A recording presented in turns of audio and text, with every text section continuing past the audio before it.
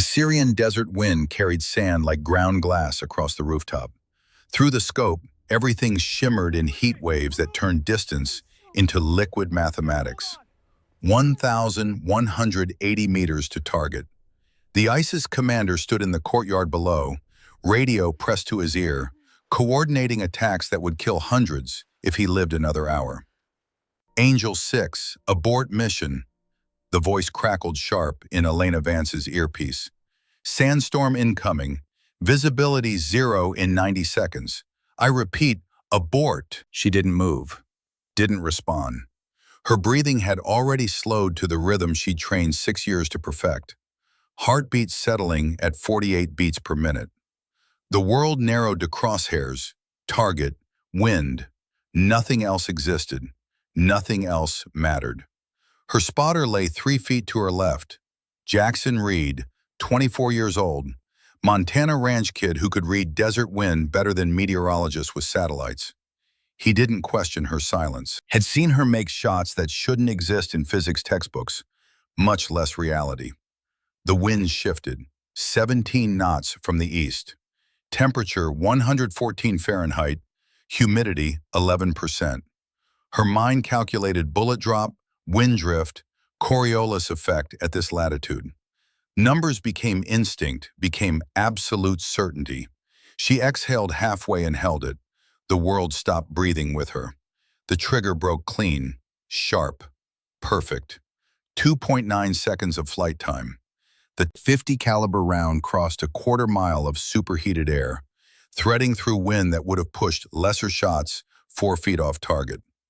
Through the scope, she watched the ISIS commander's radio tumble from his hand, watched him crumple like discarded paper, watched his bodyguards scatter like startled birds, searching for a threat they'd never see. Target eliminated, Jackson whispered, voice tight with awe he'd never quite lost. Jesus Christ, Elena, in this wind? That's impossible. Impossible is just math nobody bothered learning. She worked the bolt, smooth, practiced, already scanning for secondary threats. The sandstorm hit 30 seconds later. The world turned brown and howling. Zero visibility. Breathing became an act of faith. They extracted under conditions that grounded helicopters, Jackson guiding her by touch through streets she'd memorized from satellite photos 3 days prior. The team made exfil point with 4 minutes to spare. That was 2017, Raqqa, Syria. When Elena Vance was still Elena Vance. When Angel 6 was still just a call sign, not a legend that would force her into hiding. Not yet. The mission file would show objective completed, high-value target eliminated, 0 friendly casualties, classified success. What it wouldn't show, this was elimination number 189. That Elena Vance, at 24 years old, had become the most lethal sniper the Marine Corps ever produced. That 4 deployments across 6 years had turned a Montana girl who'd never fired a gun before boot camp into something the enemy whispered about in the dark. Angel 6, the ghost who killed from distances that made grown men check the sky for drones, for helicopters, for anything except the truth. That one woman with a rifle could reach out past half a mile and end you before the sound arrived. 2 years later, that legend would die, had to die, because legends drew attention, drew enemies, drew bounties that turned life into a countdown. But first, there was one more mission, one more promise to keep, one more night when Jackson Reed would bleed out in her arms, and Elena Vance would shatter more than just her legs. Syria, October 2017. 2 months after the Raqqa shot. Different city, same war. Same heat that cooked rational thought out of your skull. The reconnaissance mission was supposed to be simple. 6 Marines, rooftop observation post. 48 hours of watching, recording, reporting. No engagement unless compromised. By the book intelligence gathering. Hour 37, they were compromised. Elena saw it first. Thermal signatures moving wrong. Too organized, too deliberate. Converging on their building from 3 directions. Jackson, we've got company. 30-plus hostiles, 3 minutes out. He keyed the radio, called for extraction, got static, tried again, more static. Comms are jammed. His voice stayed level, but his eyes told the truth. They were alone, surrounded. 30 enemy fighters versus 6 Marines on a rooftop with limited ammunition and no support. The math didn't work. "Get everyone to the north stairwell," Elena said. "I'll buy time." "Elena, that's an order, Corporal. Move them, now." She'd made staff sergeant 2 weeks prior. Still wasn't used to giving orders instead of taking them.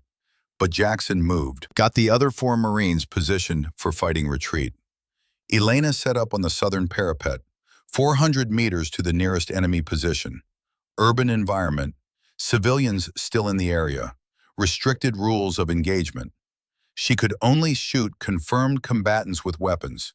She counted 12 qualifying targets in the first sweep, started working through them. 1 shot, 1 kill, reposition. Another shot, another kill. The mechanical rhythm of professional violence. The enemy adapted faster than expected. Returned suppressive fire. Lots of it. The rooftop became a storm of concrete chips and ricochets. Jackson appeared beside her. "Everyone's at the stairwell. Extraction, ETA, 20 minutes. We need to move." "Negative. They've got the stairwell bracketed. We move now, we die in the funnel." "We stay here, we die on this roof." He wasn't wrong. Her ammunition wouldn't last 20 minutes. Not against 30 fighters who'd figured out where she was. She made the call. The one that would change everything. "We jump." Jackson stared. "What?" "North side, 3-story drop. There's an alley. We jump, we run, we link up with the others, we extract." "Elena, that's a 40-foot fall onto concrete." "I know. We'll shatter every bone in our legs." "Maybe. Or maybe we die here definitely." She met his eyes. "Your call, brother, but I'm jumping in 30 seconds either way." He checked the drop, checked the enemy advancing, did the same math she had. "You're absolutely insane." He smiled, grim, ready. "Let's go." They ran. North edge, vaulted the parapet, 3 stories of empty air. Elena hit first, tried to roll, failed. Both legs buckled wrong. She heard bones snap, felt pain like lightning through her entire nervous system, collapsed, screaming. Jackson landed beside her, tumbled better, got up, reached for her. "Can you walk?" She tried. Her left leg bent at an angle legs shouldn't bend. She went down hard. Above them, enemy fighters appeared at the rooftop edge, weapons raising. "Leave me," Elena gasped. "Get to the others." "Fuck that." Jackson grabbed her, started dragging. The first burst of gunfire caught him across the back. Body armor stopped most of it. 1 round found the gap, punched through his lower spine. He went down, tried to get up, couldn't. His legs weren't responding. "No!" Elena crawled to him, both legs destroyed, Jackson bleeding. Enemy fighters rappelling down the building. 30 seconds until they were overrun. Jackson coughed blood, looked at her with eyes going dim. Don't let me be the last one you couldn't save. Promise me. Angel, promise." "I promise, Jackson, I swear." He died before she finished. 24 years old, Montana ranch kid who read wind like poetry. Gone.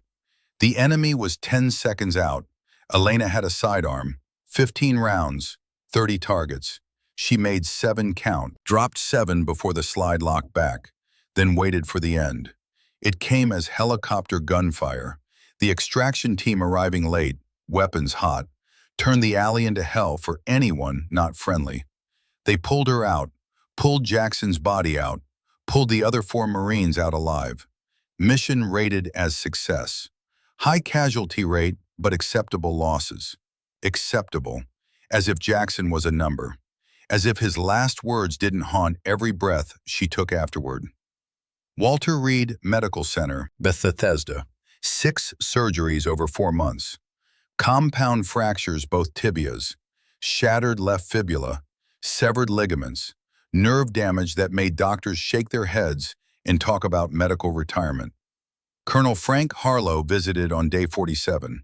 He'd trained her, believed in her, turned her from Montana girl into Angel 6. He sat beside her bed and told her truths she didn't want to hear. Chechen warlord Khalid Basaya put 6 million on your head. Confirmed kill of his brother in Aleppo last year. Iranian intelligence added 4 million more. You eliminated their top operative in Baghdad. There are 12 separate bounties from 8 countries. Total value, $10 million for Angel 6. Dead. Proof required. Elena stared at the ceiling. I'm done anyway. Legs are destroyed. Can't run. Can't deploy. I'm useless. You're alive. That's not useless. That's opportunity. For what? Harlow leaned forward. To disappear. We stage a training accident. Closed casket funeral. Full honors. Angel 6 dies a hero. Elena Vance gets buried with classified records sealed. And you get a new name, new identity, new life where nobody's trying to kill you. Doing what? I'm a sniper who can't walk. You're a combat medic who saved lives in 4 war zones. We retrain you. Nurse practitioner, forward deployment medical support. You keep serving, just differently. She thought about Jackson, about his last words, about promises made in blood-soaked alleys. If I do this, if I become someone else, I want to save lives, not take them. No more killing, just healing. Deal. They buried Elena Vance in 2019. Arlington National Cemetery. Marine Honor Guard. 21-gun salute. The works. The coffin held sandbags in a dress uniform. Elena watched from a distance, civilian clothes, leaning on a cane she'd need for the rest of her life. Or so everyone would believe. Kira Ashford was born that day. Same woman, different name. Permanent limp from injuries that had healed perfectly. 3 years of committed performance art, playing broken so convincingly that doctors believed the lie. 3 years of saving lives instead of ending them. 3 years of peace she'd fought harder for than any battle. 3 years until Montana changed everything. January 2024. The Absaroka Mountains rose like broken teeth against a sky the color of old bone. Temperature hovering at -18 Fahrenheit before wind chill. The kind of cold that turned exposed skin necrotic in minutes.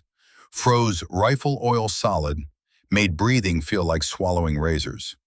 The CH-47 Chinook's rotors beat winter air into submission as it descended toward the landing zone. Inside, 18 Marines sat in jump seats, faces set with the particular tension of men heading somewhere they might not leave. Full combat loads, winter warfare gear, the quiet that settles over professionals before potential violence. And one woman who didn't belong. Kira Ashford sat in the corner, medical kit between her boots, left leg extended at the awkward angle she'd perfected through obsessive practice. 31 years old but looking older in the cargo bay's harsh light, angular features that winter made sharper, pale gray eyes that reflected light without warmth, hair pulled back tight enough to hurt, tight enough to remind her this was real, this was now, this was the life she'd chosen. The Marines pretended not to stare. Most failed. They sent us a cripple. Private David Hayes, 22 years old, hadn't learned to whisper properly. Sound carried differently in the helicopter's metal belly. Every word found ears whether you wanted them to or not. Kira didn't react. She'd learned not to. Learned to make herself small, forgettable, beneath notice. Learned to limp so convincingly that even orthopedic surgeons believed the injury was real when they examined x-rays she'd carefully doctored. 3 years of playing broken. 3 years of being invisible. The skills that made her Angel 6 hadn't disappeared. They just found different applications. The helicopter touched down hard. Snow erupted in blinding clouds. The ramp dropped, and cold rushed in like a physical assault. Move! Move! The loadmaster's voice cut through rotor wash. Marines flowed out in practice formation. Kira stood slowly, favoring her left leg, gripping the overhead rail for support that was entirely theatrical. She made it 3 steps before Sergeant Cole Brennan brushed past, impatient with her slowness. She stumbled deliberately, caught herself, limped down the ramp into the worst cold she'd felt since the lie began. The forward operating base was barely worthy of the name. Prefab structures half buried in snow, fighting positions dug into frozen earth that resisted shovels like concrete, camouflage netting strung between scraggly pines that looked dead even in summer. This was the kind of place that didn't exist on maps politicians saw, the kind of place men died without headlines. Captain Reed Blackwell stood near the command tent, watching his unit assemble. 42 years old, career infantry, face like weathered granite, eyes that missed nothing and forgot less. He'd led men through Fallujah, Helmand, a dozen places that taught you which people could be trusted when the lights went out. His eyes found Kira, stayed there, not with appreciation, with the calculation of a man adding weight to a scale already tipping wrong. She limped toward him through ankle-deep powder, medical kit heavy, making sure every step showed weakness, vulnerability, exactly what they expected to see. Captain Blackwell? Nurse practitioner Ashford, reporting as assigned, sir. He didn't salute. This wasn't that kind of operation. Just studied her like a problem he hadn't solved yet and didn't particularly want to. You're the medical support they sent. Not a question. An accusation wearing questions clothing. Yes, sir. That leg, combat injury? Kira had the story memorized, had told it 60 times without variation. Training accident, sir. Compound fracture, extensive nerve damage. Retrained as medical personnel afterward. Can you run? No, sir. Can you carry a combat load over distance? No, sir. Then what exactly can you do for me out here, Ashford? Each word precise, clipped. The voice of a man who'd lost soldiers because of weak links in the chain. She met his eyes, kept her voice level, professional, empty of the pride that would have answered differently. Keep your Marines alive, sir. That's what I do. That's all I do. Blackwell's jaw worked like he was chewing something bitter. We're 8 hours from nearest surgical support, 12 from anything resembling a real hospital. If things go sideways, you're all that stands between my Marines and bleeding out in snow that'll preserve their bodies until spring thaw. Yes, sir, I understand. And if we take contact, you can't move fast enough to stay with the unit during displacement. No, sir, I cannot. He nodded slowly, turned to the sergeant standing nearby. Brennan, get her set up in the medical bunker.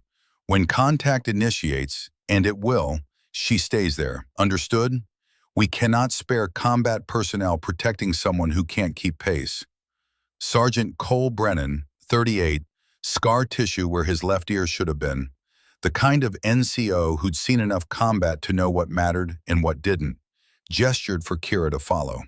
His voice dropped when they were out of Blackwell's earshot. Don't take it personal, ma'am. Captain's just thinking tactically.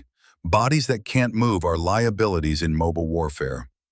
I understand completely, Sergeant. That leg, Afghanistan? Training stateside, actually. He grunted. Didn't believe her, but didn't care enough to press. Led her to a reinforced dugout near the command post. Sandbags stacked shoulder high. Timber supports. Barely room for 3 people, and the medical supplies already stacked inside. The bunkers smelled like dirt and old fear, and the particular cold that seeps into places the sun never reaches. This is you. During any engagement, you stay here. Captain's orders, direct and non-negotiable.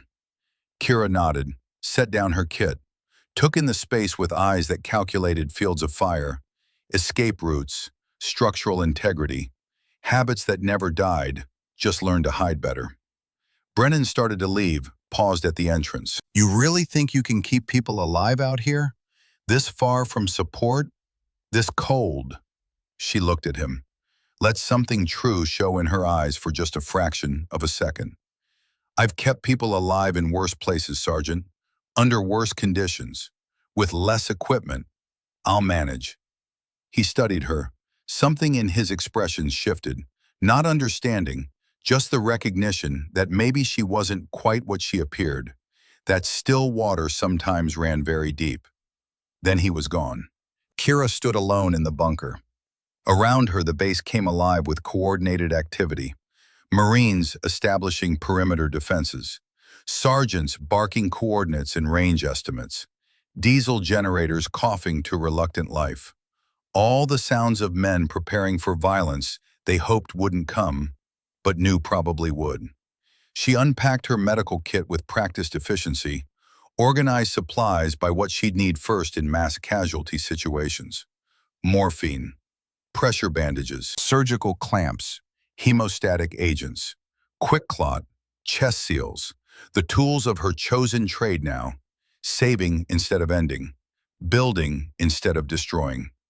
But beneath the medical supplies, in a compartment she'd built herself, hidden by a false bottom that would fool any standard inspection, lay the pieces of who she used to be. Macmillan, TAC-50, disassembled. Each component wrapped in treated cloth. The rifle had traveled with her through 4 deployments, 7 countries, 189 confirmed eliminations. It had been hidden for 3 years in medical equipment, X-rayed by security personnel who never looked deep enough, never asked the right questions. You didn't stop being what you were. You just got better at pretending you'd forgotten. She didn't touch the components. Not yet. Maybe not ever, if luck held. If circumstances stayed simple. If promises made to dead men didn't come due. Outside, snow began to fall. Thick, heavy, the kind that buried the world in white silence. The second Chinook arrived 90 minutes later. Kira heard it before she saw it. That distinctive beat of tandem rotors that announced something important incoming. She emerged from the bunker, limping through ankle-deep powder, and watched it land with the interest of someone who'd learned to read situations through the smallest details. One man stepped off, just one. That alone told you he mattered, told you this wasn't standard operating procedure. Colonel Frank Harlow was 68 years old and looked like he'd been carved from the same mountains that surrounded them. Tall, straight back despite the years, eyes that had watched the world burn in 3 different wars and still found reasons to protect it. He wore a parka that barely contained the ribbons underneath, though Kira knew what they were. Navy Cross, Silver Star, Purple Heart with 3 clusters, Bronze Star with Valor device. He'd earned all of them before most of these Marines were born. Captain Blackwell moved to greet him, clearly caught off guard by unannounced senior officer arrival. "Colonel Harlow, sir. We weren't informed you'd be joining this operation." "JSOC request, Captain. I'm here to observe your unit's readiness in adverse environmental conditions." His voice carried the rasp of a man who'd breathed too much smoke, swallowed too much sand, shouted too many orders that saved lives and ended them. "This is still classified as a training operation, correct?" "Yes, sir. Readiness evaluation in extreme environment. Defensive position sustainment and cold weather combat protocols." "Outstanding. Carry on as if I'm not here." Harlow's eyes scanned the perimeter with the automatic precision of someone who'd set up too many positions in too many hostile territories. Checking fields of fire, evaluating overlapping coverage, noting dead ground. The instincts never died. Then his gaze found Kira, standing near the medical bunker, and for just a fraction of a second, something passed between them. Recognition, acknowledgement, the kind of silent communication between 2 people who shared history no one else could know, who'd stood together in places that didn't exist, done things that never happened, buried truths that would never surface. Then it was gone. Professional distance reimposed. Harlow turned back to Blackwell. "Your medical support, that's her?" "Nurse practitioner Ashford, yes sir, recently assigned." "The one with the mobility limitation?" "Yes sir, training accident. Significant nerve damage. She's limited to stationary medical support. Harlow nodded slowly, face giving nothing away. Unfortunate. Still, medical expertise matters considerably more than mobility in a defensive position. Can't run and shoot simultaneously anyway. Blackwell didn't look convinced. With respect, sir, if we take contact and need to displace under fire, she becomes a liability we'll need to protect or abandon. Neither option is acceptable. Then I suggest you hold your position, Captain. Harlow's tone left no room for argument. It was the voice of a man who'd commanded in situations where positions were held or everyone died. Where are you bunking me? Blackwell assigned him quarters in the command structure. The two officers walked toward the tent, discussing defensive preparations, communication protocols, rules of engagement for what was supposedly just training, but felt increasingly like something else. Kira watched them go, waited until they were completely out of sight, swallowed by snow and distance, then limped back into her bunker, closed the canvas flap, and allowed herself one moment of genuine emotion. Frank Harlow was here, her instructor from what felt like several lifetimes ago, the man who'd taught her to shoot before she was old enough to boat, who'd believed in her when she was just another recruit who couldn't hit targets past 200 meters, who'd held her hand in the hospital after Syria, when morphine wasn't enough to stop the screaming, when Jackson's last words played on endless loop. The man who'd helped her die and be reborn, who'd created Kira Ashford from Elena Vance's ashes.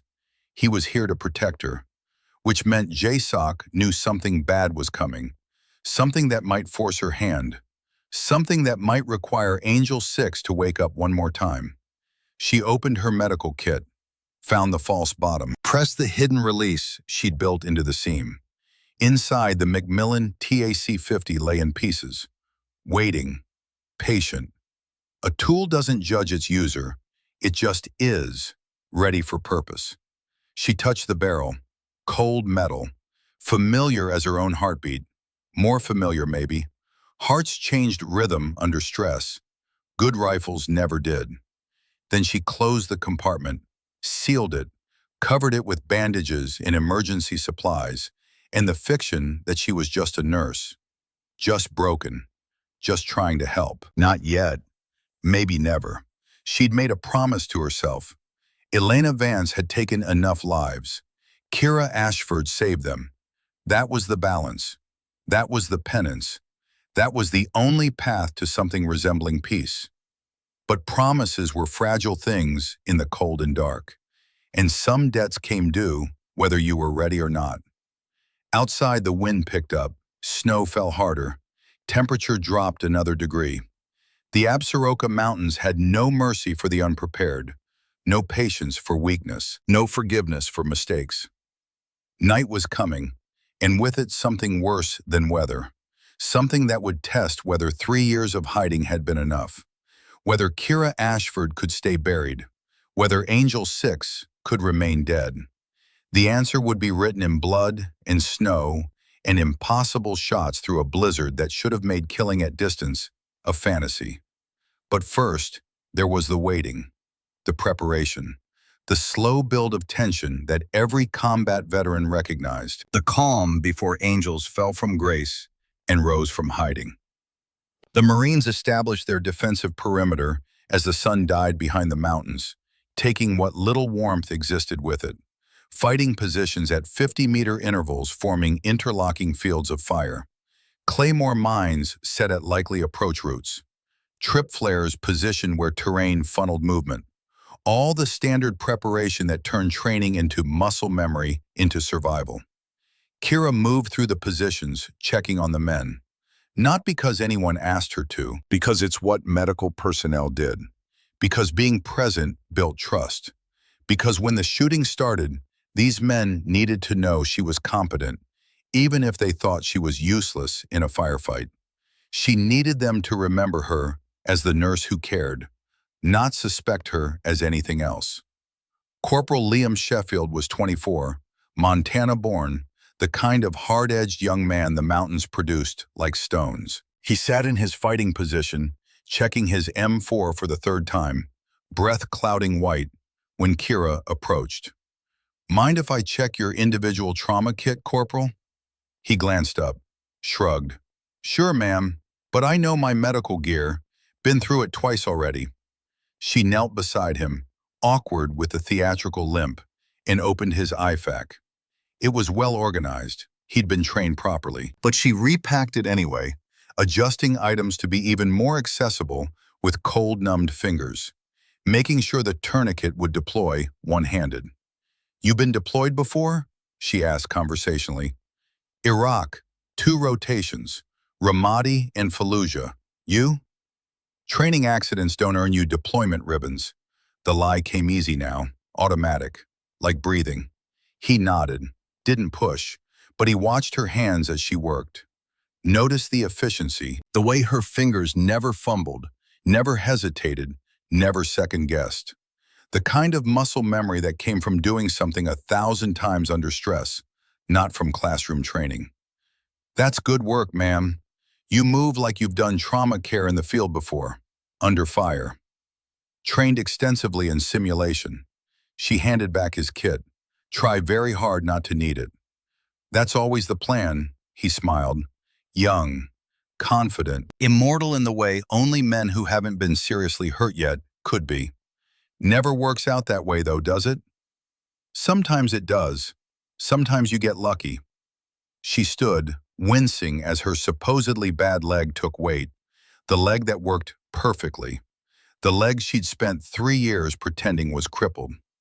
"Make tonight one of the lucky times, Sheffield." "Yes, ma'am." She moved to the next position, then the next, checking kits, learning faces, memorizing names, building the human connections that made triage decisions easier when you had 3 critical patients and resources for 2. But part of her mind never stopped working tactically, noting elevation changes, calculating ranges to likely enemy positions, identifying dead ground where attackers could approach unseen, marking which fighting positions had good fields of fire and which were vulnerable to flanking. Old habits didn't die, they just pretended to sleep, waited for circumstances that would wake them. At the eastern perimeter, she found Private Owen Garrett, 22 years old, the youngest Marine in the unit. He was looking at his phone, at a photo that made him smile and hurt at the same time. "Family?" Kira asked. He showed her without hesitation. Newborn baby, 3 weeks old. Impossibly small. Kira Elizabeth Garrett, born January 2nd. "I haven't met her yet, haven't held her." Something cracked in Kira's chest. The coincidence of the name. The reminder that these weren't just Marines. They were fathers, sons, husbands. They were futures waiting to happen. "She's beautiful. You'll hold her soon." "You think?" He looked at her, really looked, searching for reassurance from someone who might know. "We're pretty far out here, pretty isolated. If something happens, you'll go home to her, Garrett. I promise you that." He wanted to believe. She could see it. "How can you promise something like that, ma'am?" "Because I'm Angel 6, and I've never broken a promise to someone I swore to protect. Because I'll kill everyone between you and home, if that's what it takes." "Because that's what medics do," she said instead. "We keep promises. We bring people home. That's the job." He nodded, reassured by words he desperately needed to believe. Put his phone away, checked his weapon, got ready for a night that might never let him hold his daughter. Kira limped away, carrying weight she couldn't share, knowing that if things went wrong, if circumstances forced her hand, she'd break every rule to keep that promise. Jackson's last words echoed. "Don't let me be the last one you couldn't save." She wouldn't. Whatever the cost, whatever it took, Garrett would hold his daughter. Full dark came at 1847 hours. The temperature dropped to -21, the kind of cold where breath froze in beards, where rifle actions got sluggish, where exposed skin turned black in minutes, where the world became actively hostile to human life. The Marines rotated watch, 2 hours on, 4 off, trying to stay warm, trying to stay alert, trying not to think about how far they were from support if something went wrong. Kira sat in her bunker, supposedly resting. Instead, she'd opened a small notebook, began logging observations with the precision that had made her legendary. 1,720 hours, wind shift, 15 degrees more easterly, barometric pressure dropping, major storm system incoming, larger than weather forecast predicted. 1805 hours, diesel exhaust detected, faint, northeast bearing, non-U.S. equipment signature, possibly vehicles, 800 to 900 meters out, using terrain to mask approach and engine noise. 1823 hours, artillery fire, distant, bearing consistent with known training areas across Canadian border. Russians, pattern suggests ranging fire, textbook bracketing technique for indirect fire. She wrote it all down, every detail, the patterns no one else was trained to see, the threat indicators that separated professional military operations from amateur militia, the signs that said this wasn't training anymore, if it ever had been. At 21:30 hours, shouting outside, then someone running, the particular sound of boots in snow moving fast, panic-driven. Kira grabbed her medical kit and limped out into freezing night. Her breath crystallized instantly. 2 Marines were carrying Sheffield. Even in the dark, she could see blood. Lots of it, black against white snow. What happened? She was already moving, fast as her fake limp allowed. Patrol hit a tripwire, one of the carriers reported. IED or mine, Sheffield took the worst of it. They brought him into the medical bunker, laid him on the tarp she'd prepared for exactly this scenario. Kira activated chemical lights, the bunker filled with sickly green glow that turned blood black. Sheffield's left side was shredded. Dozens of metal fragments had punched through winter gear, through body armor, into flesh. Blood everywhere. His breathing rapid and shallow, shock setting in fast. "Get me trauma shears," Kira said. Her voice had changed. No hesitation, no uncertainty. Pure clinical authority that came from treating gunshot wounds in Syrian alleys, blast injuries in Iraqi cities, sucking chest wounds in Afghan mountains. The Marines scrambled to help. She cut away his gear, layer by layer, jacket, vest, shirt, exposing the damage. It was bad, real bad. Arterial bleed from the femoral, punctured lung probably, shrapnel still embedded in a dozen places. In a hospital, this would take a surgical team. Here, she had basic supplies in her hands, her very steady hands that remembered how to work miracles when miracles were required. She worked for 40 minutes, no wasted motion, no excess communication. When she needed an instrument, she held out her hand and it appeared. Her fingers moved with the precision of someone who'd done emergency surgery in conditions worse than this, who'd kept Marines alive in places where death was the expected outcome, clamped the arterial bleed, packed the worst wounds with quick clot, inserted a chest tube when his breathing deteriorated, working by feel and experience because textbooks didn't prepare you for this, administered blood expanders and broad-spectrum antibiotics from her limited supply. Outside the bunker, Captain Blackwell watched through the canvas opening. Beside him, Colonel Harlow stood with arms crossed. "She's good," Blackwell said quietly, surprised despite himself. "Better than good," Harlow replied, no surprise in his voice at all. "She's exceptional. Trust me on this. Still can't fight, though. Can't move under fire." Harlow glanced at him with something that might have been amusement if the situation weren't so serious. "Can't she?" But Blackwell had already turned away, moving to coordinate response to the IED. Someone had placed it, someone hostile, which meant this training operation had just become something else entirely. Inside the bunker, Kira tied off the last suture. Sheffield was stable, alive. He'd need evacuation within 48 hours, but he'd live to see Montana again. To tell stories in bars about the nurse who saved him with surgery that shouldn't be possible in a snow bunker by chemical light. She sat back. Her hands were covered in blood, her jacket soaked with it, but her hands didn't shake, didn't tremble, steady as they'd been in Fallujah, in Helmand, in Raqqa. Because some skills never faded, you just learned to use them differently. Behind her, she heard someone whisper, "Jesus Christ, she just saved his life. Did you see that? That was surgical level work." Another voice, quieter. "Still can't run though. Still dead weight if we get hit hard. Liability in mobile combat." Kira didn't respond, just cleaned her instruments, checked Sheffield's vitals, made notes in her log for whoever would take over his care after evacuation. But her mind was working. IED meant enemy presence. Professional placement meant training, resources, intent. This wasn't random. This was coordinated. This was someone testing defenses before the main assault. She'd seen it before. Syria, Afghanistan, Iraq. The probe before the storm.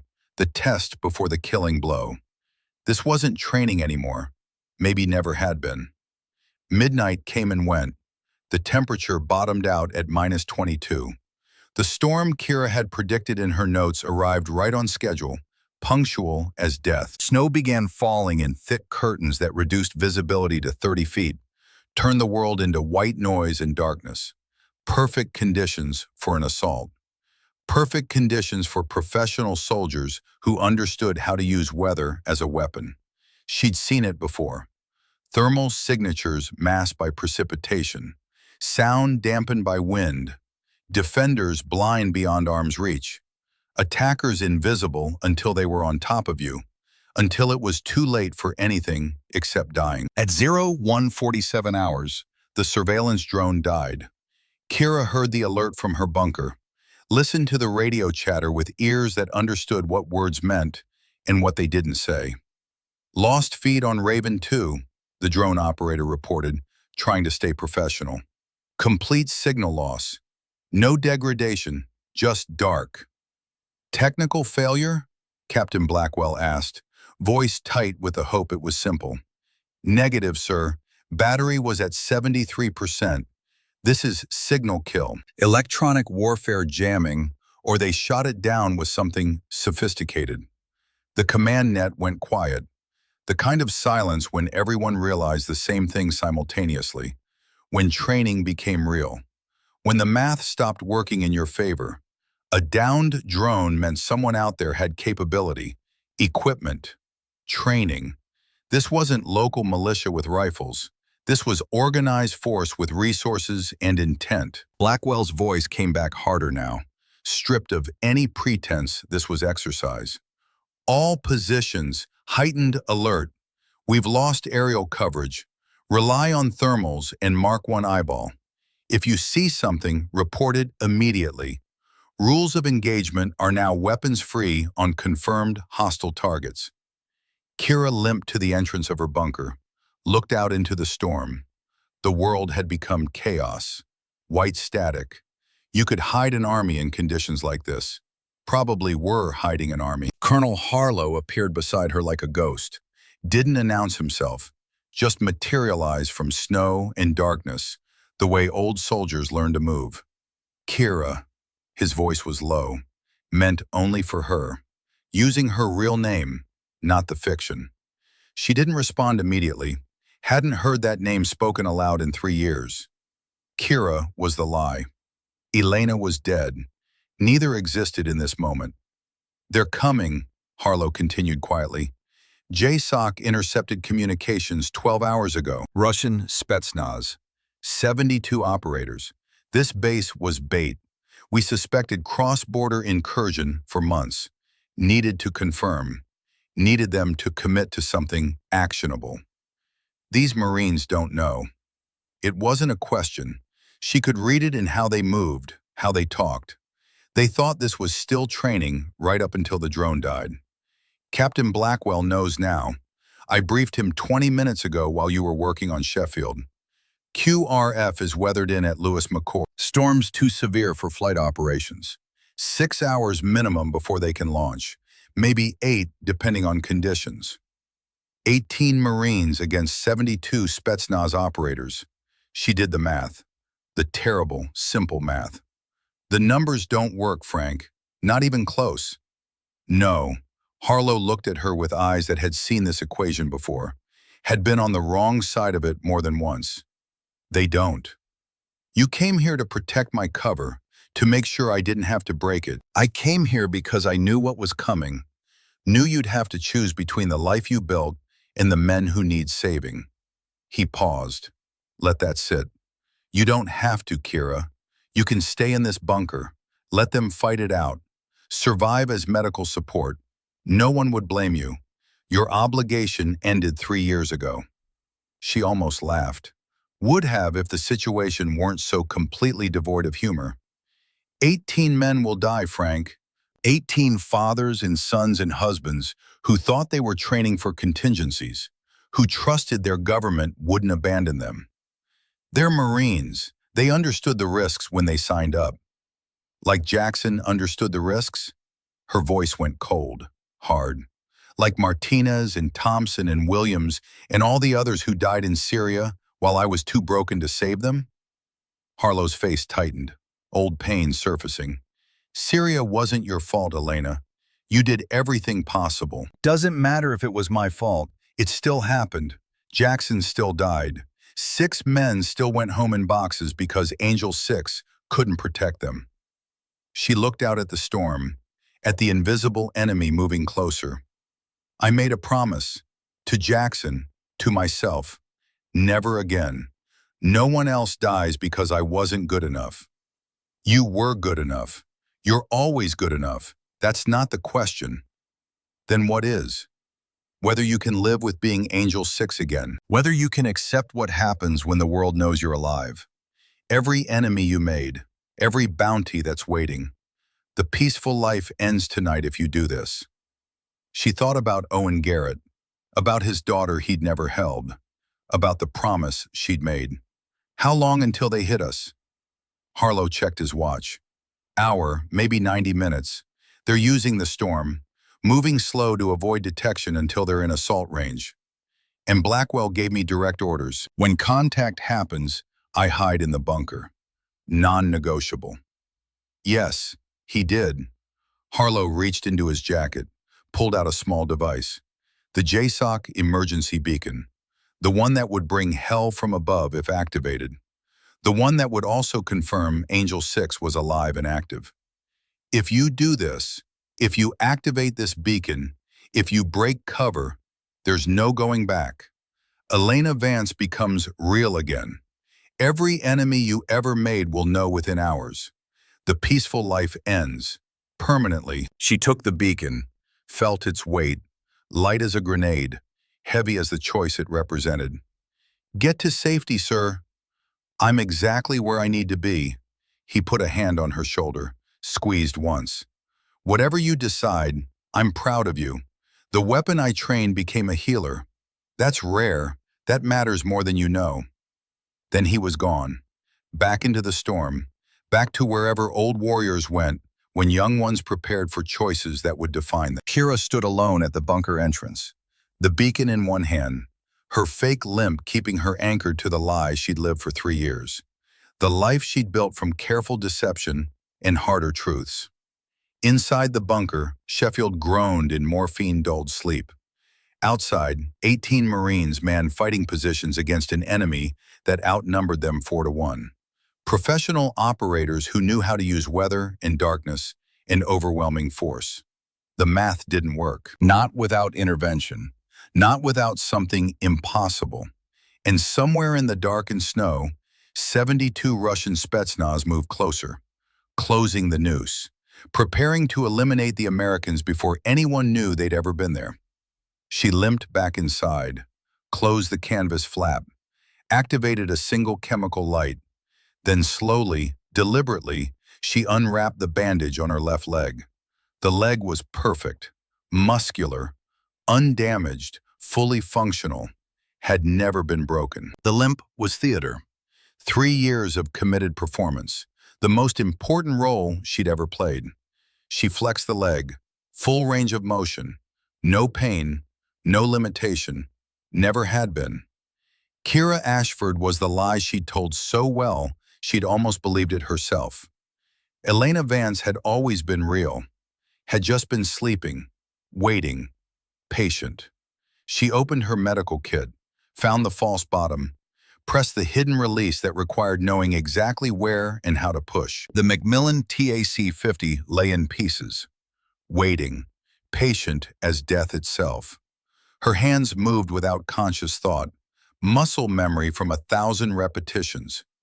Barrel, receiver, scope, stock, bolt assembly, magazine well, 28 seconds from components to weapon.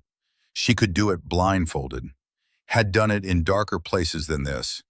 She loaded 15 rounds, .50 BMG, custom loads, hand-selected brass, powder charges calculated for extreme cold. Every round perfect, because anything less than perfect meant someone died who shouldn't. The rifle sat across her lap, familiar weight, familiar balance, like greeting an old friend you'd hoped never to see again, knowing that hope had always been fantasy. Outside, she heard Captain Blackwell's voice, giving final orders before the storm made communication impossible. Ashford, when shooting starts, you stay in that bunker. You hide. That's a direct order. We cannot risk assets protecting you during contact.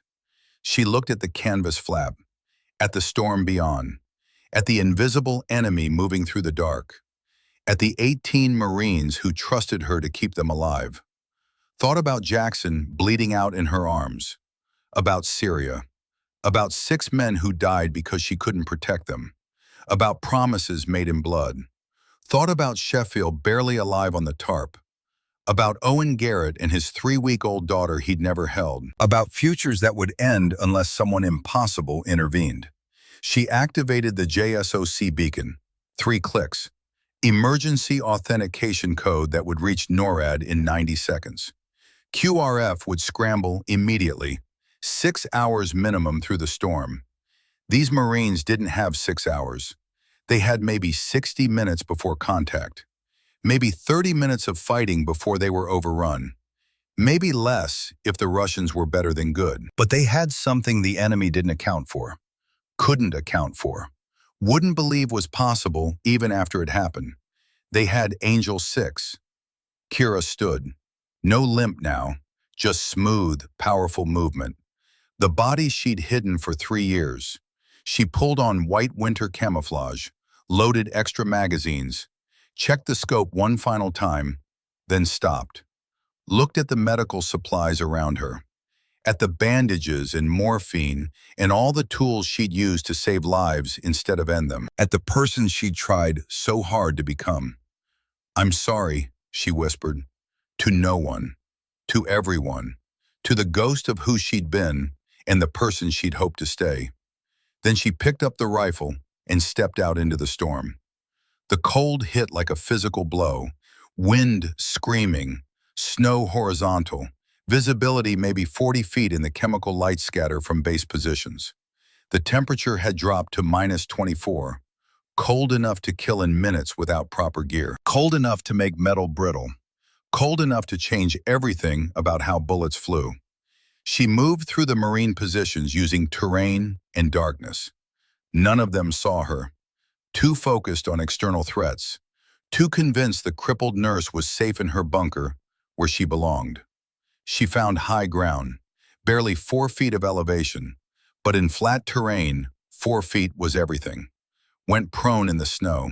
The cold soaked through her clothes instantly, started the countdown to hypothermia. She had maybe 20 minutes before it became critical, maybe 40 before it killed her. Long enough. Through the scope, the world became green, thermal imaging, heat signatures blooming against the frozen landscape. And there, at 740 meters, a cluster of shapes, organized, moving with purpose, professional spacing, tactical discipline. The enemy had arrived, right on schedule. 72 operators who thought they were hitting an unprepared training unit, who thought this would be quick and clean and deniable. They were about to learn different. At the center of the formation, one figure stood slightly apart, Radio antenna visible even through the snow. 4 bodyguards in close protection formation. Textbook command element positioning. The commander. Kill the head and the body dies. Basic principle of decapitation strikes. Elena calculated. Wind 19 knots, gusting to 26. Temperature minus 24. Snow reducing visibility. Bullet would drift right. Drop would be significant. Temperature would slow powder burn. All the factors that made this shot barely possible. She made the adjustments. 3.5 mils right for wind. 8.3 mils elevation for drop and distance. Temperature correction minus -0.4. Numbers becoming instinct, becoming certainty. The commander raised his hand, giving orders, coordinating the assault that would kill 18 Marines who trusted their government to protect them. Elena Vance exhaled halfway, let her heart rate drop to 46, became still in the way only a true predator could, not just motionless, absent, a ghost in the snow. The trigger broke clean. 2.4 seconds of flight time. The bullet crossed 740 meters of storm-racked mountain air, threading through wind that would have pushed lesser shots 4 feet off target, compensating for cold that changed everything about ballistics. Through the scope, she watched the commander drop, watched his bodyguards scatter, watched radio discipline collapse into chaos. Russian voices screamed through intercepted communications. Sniper! Commandir ubit! Gde ona? Sniper, commander killed. Where is she? Elena worked the bolt. Smooth. Fast. Already acquiring the second target. Western squad leader, 695 meters, moving between vehicles. She fired again. Target down. Worked the bolt. Third target. Radio operator, 720 meters. Cuts their communication. Fired. The operator fell. Somewhere below, in the Marine positions, men were shouting. Confused. They were hearing impacts but couldn't locate the shooter. Didn't know whether to advance or defend. Didn't understand that salvation wore white camouflage and carried a rifle that shouldn't exist. Captain Blackwell's voice cut through the chaos. Where the hell is that coming from? Somebody give me a location. No one answered, because no one knew. The shots seemed to come from the storm itself, from nowhere and everywhere simultaneously. Angel 6 was a ghost again, and ghosts didn't follow the rules of the living. Elena acquired target 4. PKM machine gunner setting up his weapon. If that gun opened up, Marines would die. 610 meters. Clear shot despite the snow. She fired. The machine gun never fired. The gunner slumped over his weapon. Below her, she heard Colonel Harlow's voice. Quiet. Meant for Captain Blackwell's ears only. She's active. Who's active? What are you talking about? You'll understand soon, Captain. Just press the advantage. Your enemy is losing command structure. Exploit it. Elena didn't hear the rest. Was already moving. Repositioning. 40 meters east. Using a shallow depression. Never shoot twice from the same location. Basic sniper craft that kept you alive when everyone was looking for you. Target 5. Mortar team spotter, 665 meters, adjusting for new wind angle. Fired. Target down. The Russian assault was fracturing. Leadership dead or dying. Communication cut. Units losing cohesion. 72 operators becoming just men with guns and no direction. She moved again, north this time, found a natural depression that gave her angle on the southern approach. Target 6, second in command trying to rally troops, 780 meters, partially hidden by a disabled vehicle. She waited. 3 seconds. 5. Patience was 90% of sniping. The other 10% was math and the willingness to pull triggers when it mattered. He moved into a gap, exposed himself for 3 seconds trying to direct fire. She fired. He didn't move again. 8 minutes, 6 kills, 6 pieces of Russian command structure eliminated. Their assault was stalling, breaking apart. Professional soldiers without leadership became just scared men in the dark. The Marines pressed forward, not understanding why the enemy was suddenly disorganized, not caring, just capitalizing on chaos they couldn't explain. Elena checked her ammunition. 9 rounds left. 9 rounds. 66 targets remaining. Not enough to win the battle, but enough to save 18 Marines. Enough to keep a promise made to a dead man and a live one. She went back to work. Target 7. Replacement commander, 815 meters. The man who'd stepped up after the first leader fell, trying to impose order through force of will. She watched him through the scope, saw him pointing, directing fire teams, saw the moment he realized his predecessor's tactics were failing, saw him open his mouth to give new orders. Then he was gone. The bullet arrived before sound, before his men could react, before they could understand that every leader who stood up would fall. The intercepted Russian comms went wild, panic replacing discipline. She heard the word that made her stomach tighten with understanding of what came next. Angel! It's Angel 6. She's alive. The ghost is hunting us. They knew. Of course they knew. No one else shot like this. No one else could make these eliminations in these conditions. The legend they'd thought safely dead was killing them from the storm. Elena worked the bolt, brass ejected, spinning into the snow. She caught it reflexively. Leave no evidence. Old habits from operations that never officially happened. 8 rounds remaining. Through the thermal scope, the enemy formation was dissolving. Some units trying to advance without leadership, others retreating to regroup. The coordinated assault had become chaos. But chaos with 60 men still held killing power. She needed to break them completely, make them run, make them understand that staying meant dying. Target 8, BTR-80 Armored Personnel Carrier Commander, standing in the vehicle's hatch, 640 meters. Moving target as the vehicle repositioned. Lead the shot. Account for vehicle speed. Wind still gusting unpredictably. Temperature still dropping. She fired. The commander jerked back into the vehicle. Slumped. The BTR slewed sideways as the driver panicked, lost control, ground to a halt, blocking the advance route for vehicles behind it. Perfect. Immobilize their mobility. Force them to fight on foot in conditions that favored defenders. 7 rounds left. But there was a new problem. A bullet cracked past her head, 5 inches right. Supersonic snap that meant someone had found her. Someone good. Counter-sniper. Spetsnaz fielded them. Had to. You didn't walk into American operations without someone to hunt American long-range assets. Elena rolled left on pure instinct. Snow erupted where she'd been prone. A second shot.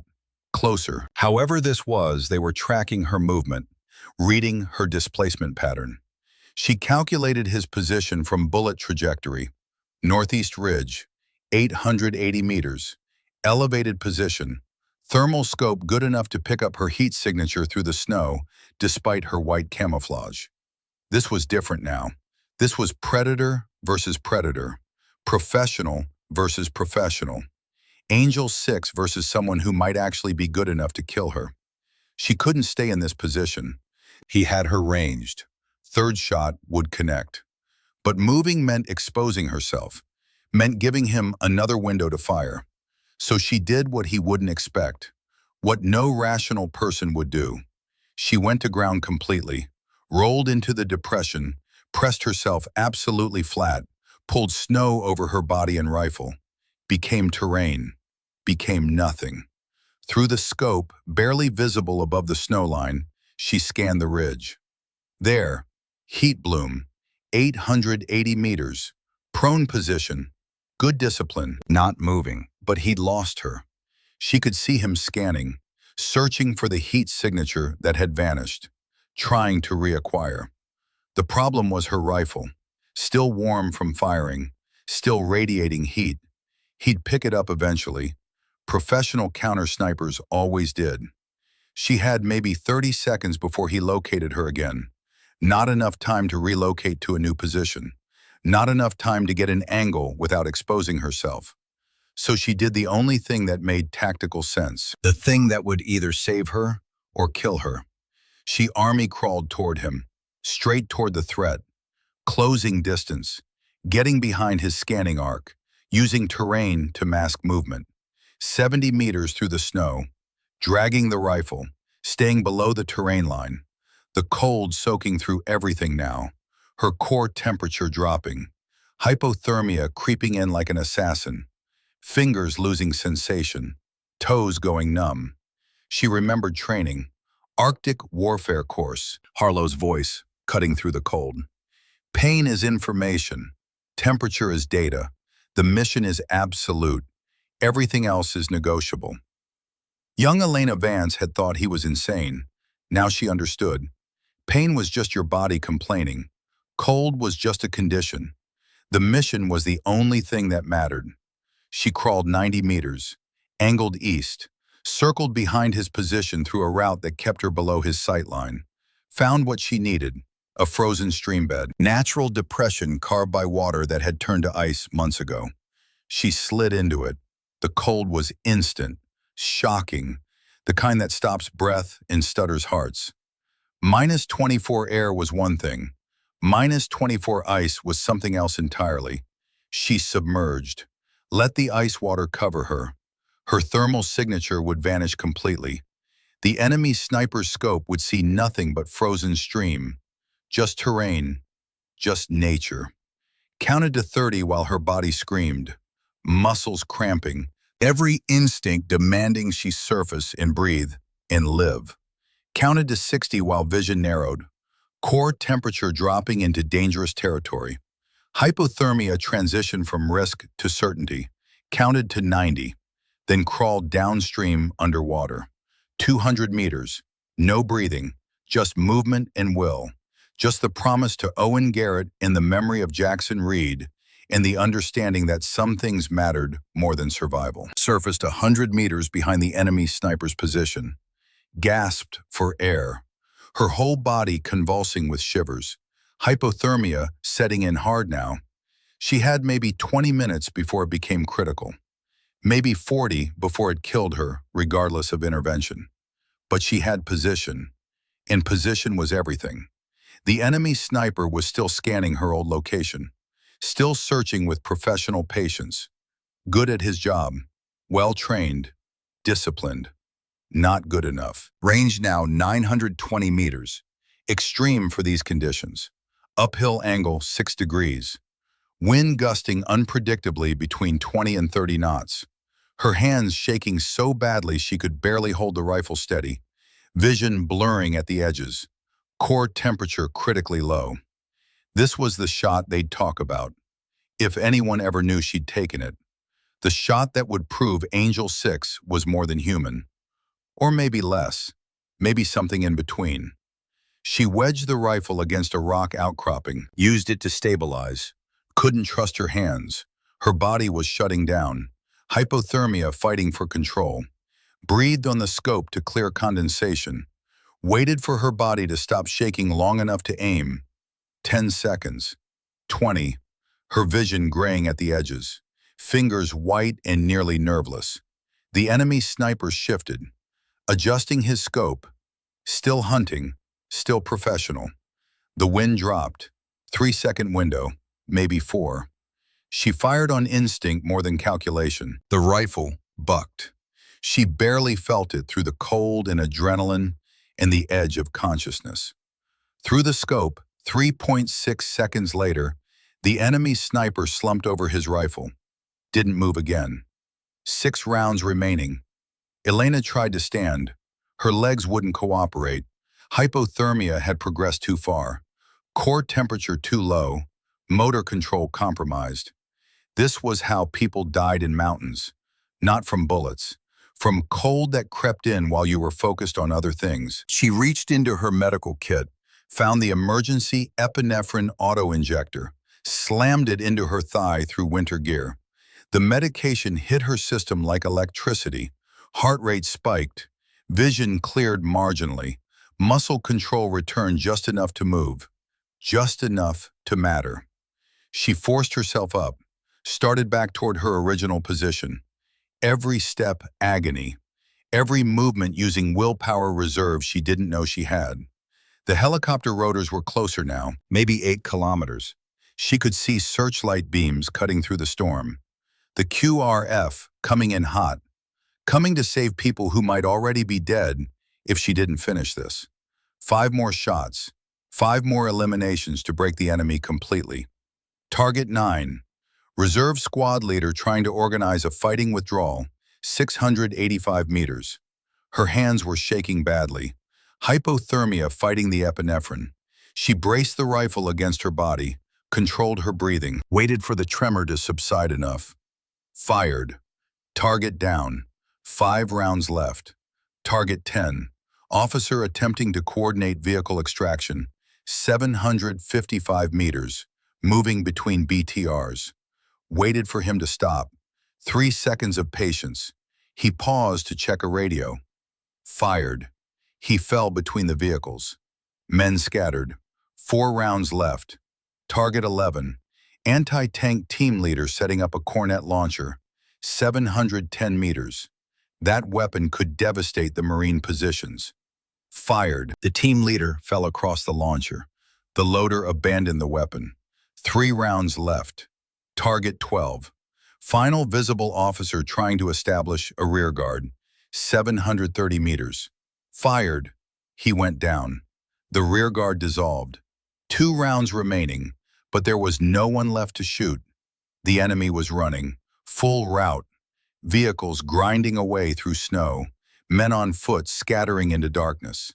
The professional assault force had become survivors fleeing from a ghost. She'd fired 12 shots. 12 Russian command elements eliminated. 12 impossible kills in conditions no one should attempt. Angel 6 had returned, and the world would know by morning. Elena safed the weapon. 3 rounds still chambered. Insurance. Started to disassemble the rifle, but her fingers wouldn't cooperate. Hypothermia critical now. She dropped the bolt twice before managing separation. She forced herself to move. Back toward the Marine positions, angling to approach from the bunker direction. Had to make it look like she'd been there the whole time. Had to maintain some version of the lie. 50 meters, her vision graying, legs trembling, the epinephrine wearing off.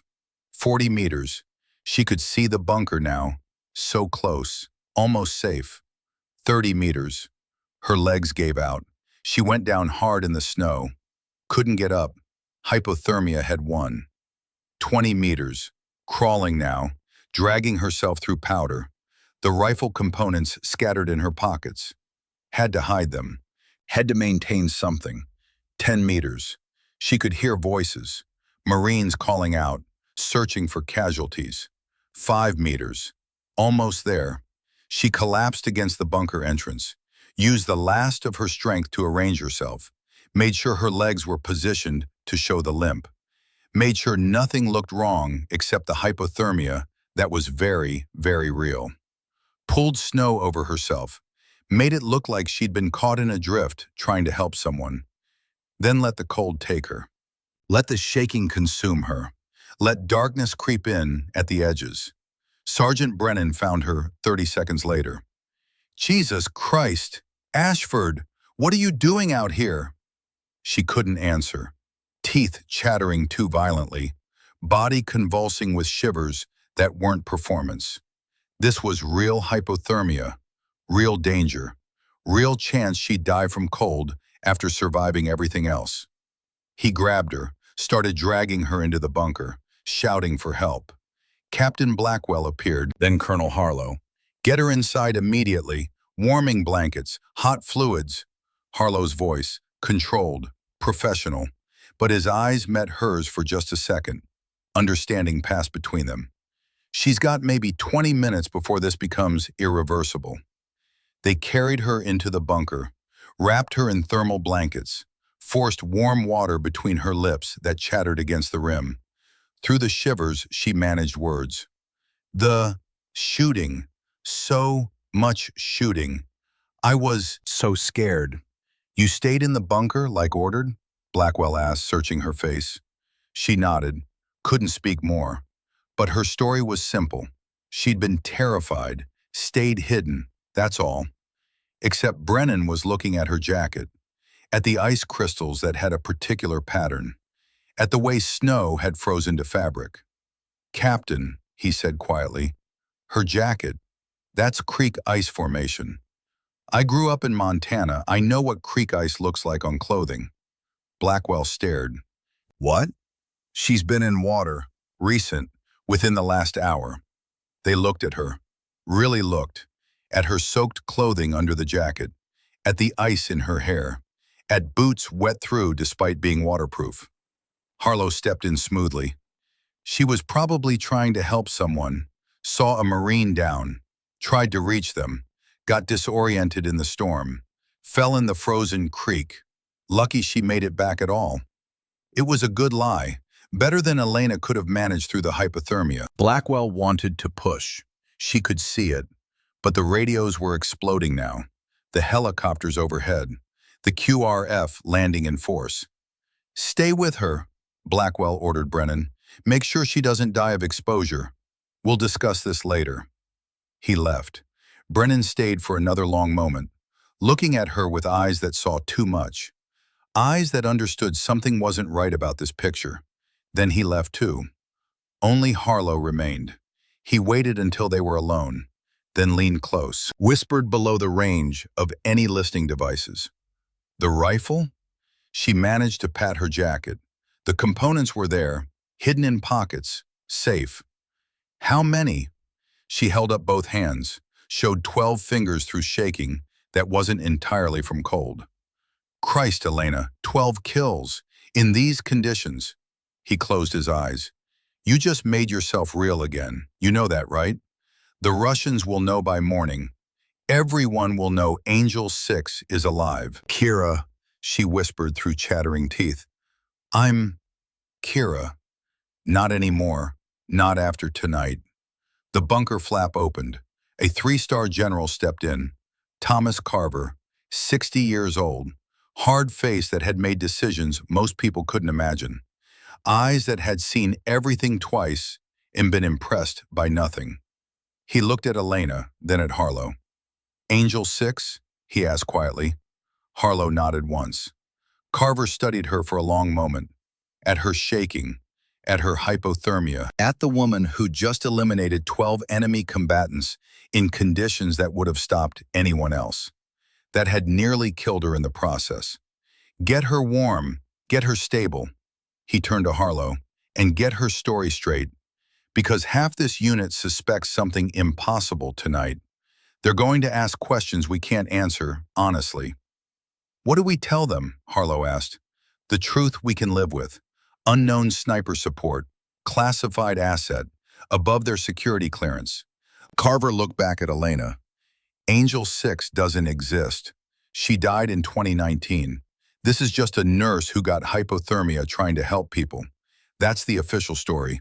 Anyone who says different gets reminded about classification and career consequences."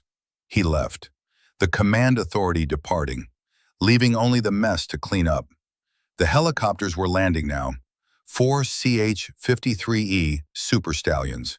The whole mountain shaking with rotor wash. Marines shouting. Orders being barked. Wounded being triaged and loaded. Through the chaos, Elena heard one voice. Young. Scared. Searching. Private Owen Garrett. Calling for his squad leader. Looking for familiar faces. Making sure his brothers were alive. She closed her eyes. He was alive. They were all alive. 3 Marines dead from the initial contact, 9 wounded, but 15 were walking. 15 would go home. Owen Garrett would hold his 3-week-old daughter. She'd kept the promise, to Jackson, to herself, to the Marines she barely knew, but had sworn to protect. The cost could come later, when the world discovered Angel 6 was alive, when every enemy she'd ever made started hunting, when the peaceful life ended for good. For now, 15 Marines would go home, and that was enough. That had to be enough. The medic checking her vitals looked concerned. Core temperature is 89 degrees. That's critical hypothermia. We need to get her on a bird immediately. Get her somewhere with real medical facilities. They loaded her onto a stretcher, carried her through the storm to the waiting helicopter. As they moved, she saw the Marine positions, saw evidence of the battle. Spent brass everywhere, scorch marks, blood frozen in the snow. Saw Captain Blackwell standing near the command post, staring at her as they carried her past. His face unreadable, but his eyes asking questions he couldn't voice.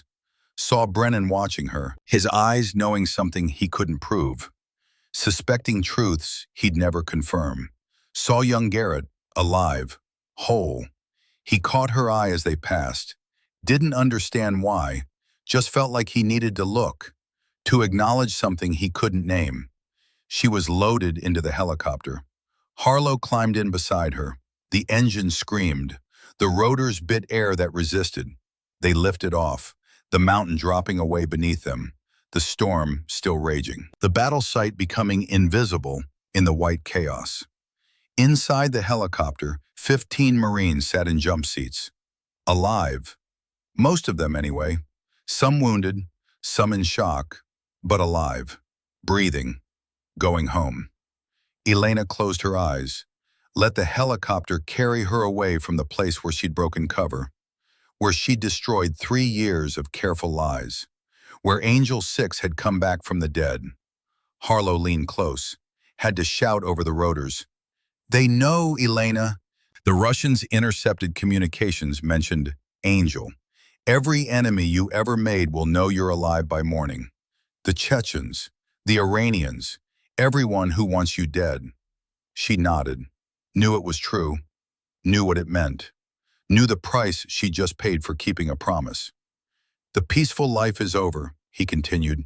You can't be Kira Ashford anymore. They'll hunt you, find you. You're a target now, forever. She opened her eyes, met his gaze. Then let them hunt. I'll keep saving people. That's who I am now. That's who I choose to be. You killed 12 men tonight. That's not saving, that's ending. To save 18.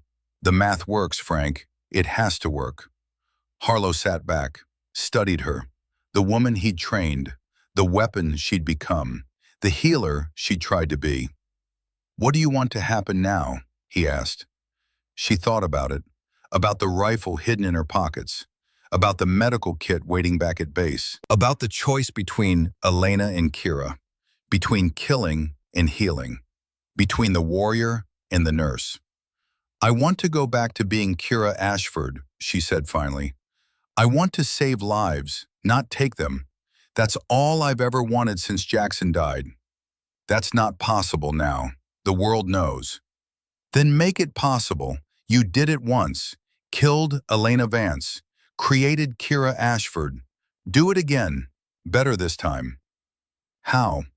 She smiled, barely, through the hypothermia and exhaustion and the weight of 12 more bodies on her conscience.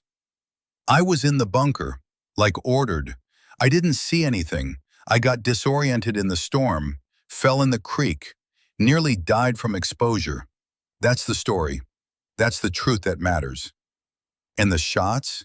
The eliminations, the impossible kills, unknown sniper support, classified, like the general said, above everyone's clearance. Harlow shook his head. The Marines saw too much, suspect too much. They'll talk. They'll figure it out eventually. Let them talk. Let them guess. As long as there's no proof, it's just stories, just legends, just another ghost story Marines tell to feel better about surviving when they shouldn't have.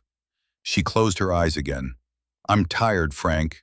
Tired of being a weapon. I want to heal.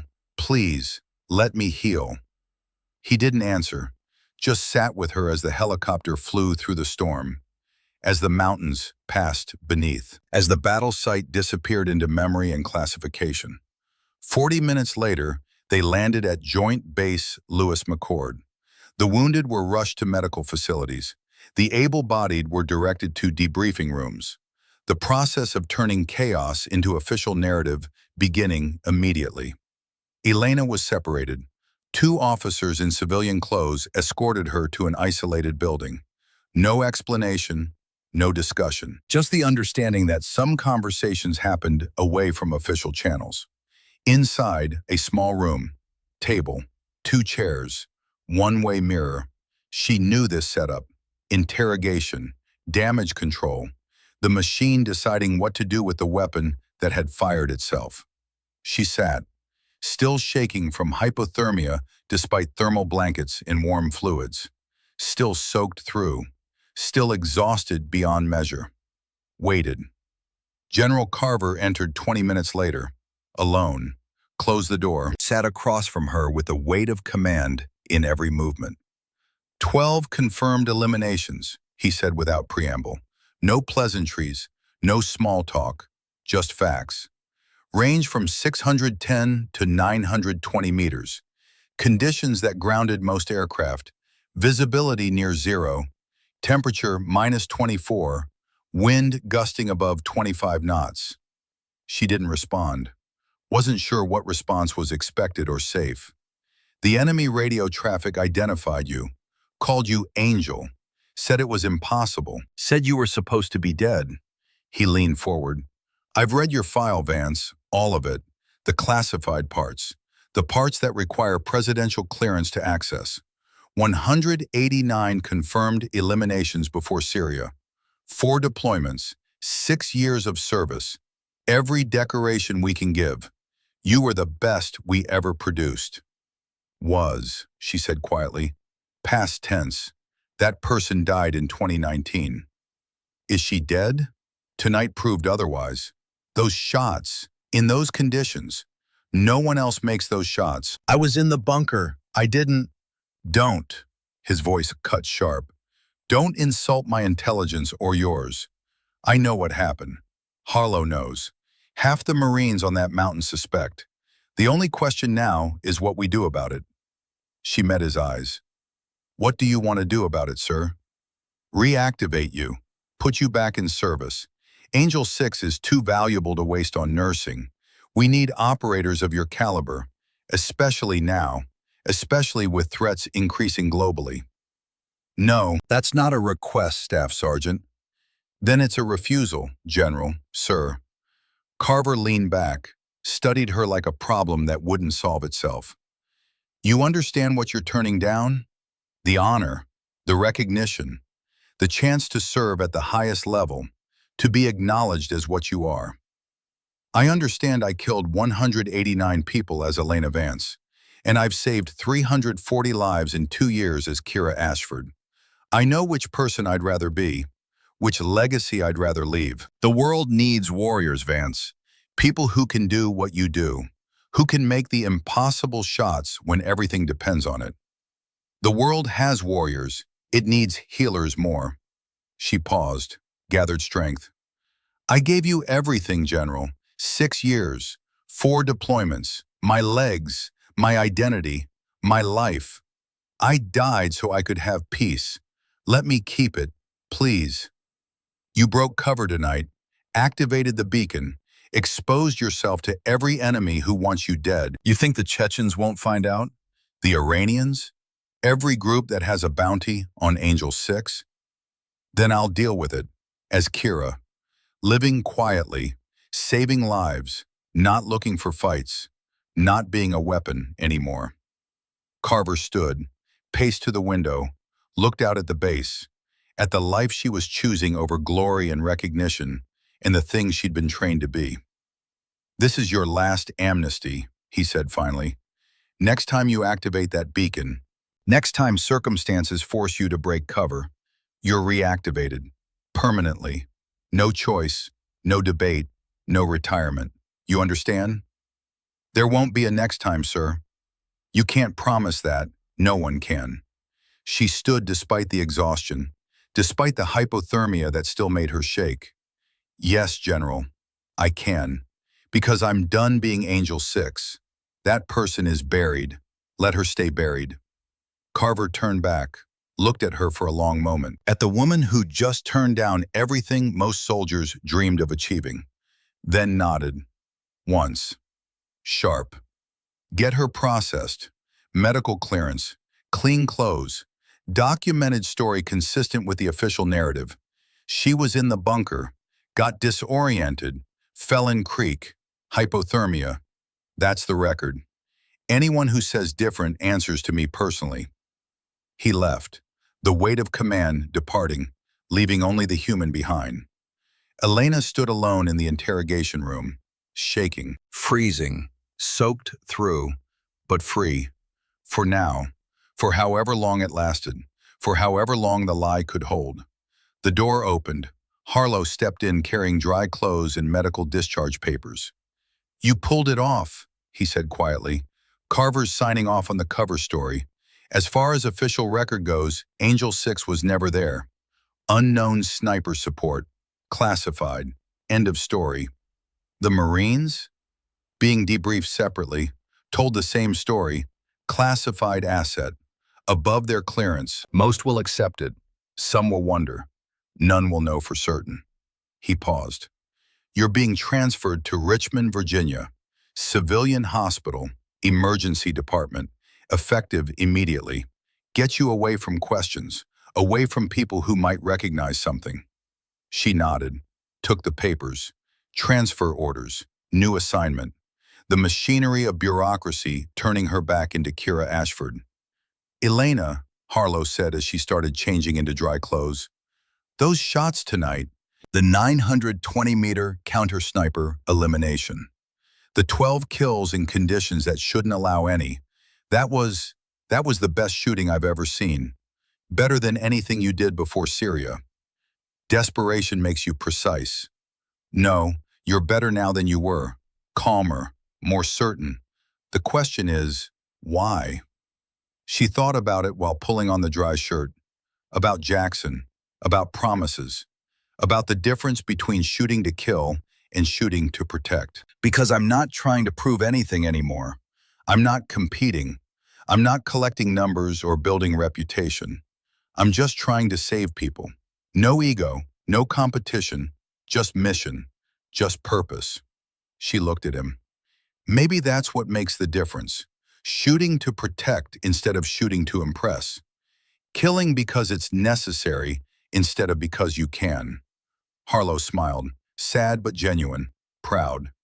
"I trained you to be a weapon, the best weapon we ever made, but I'm prouder that you became something more, something better. I'm still what you made me, Frank. I'll always be what you made me. I just choose to use it differently now."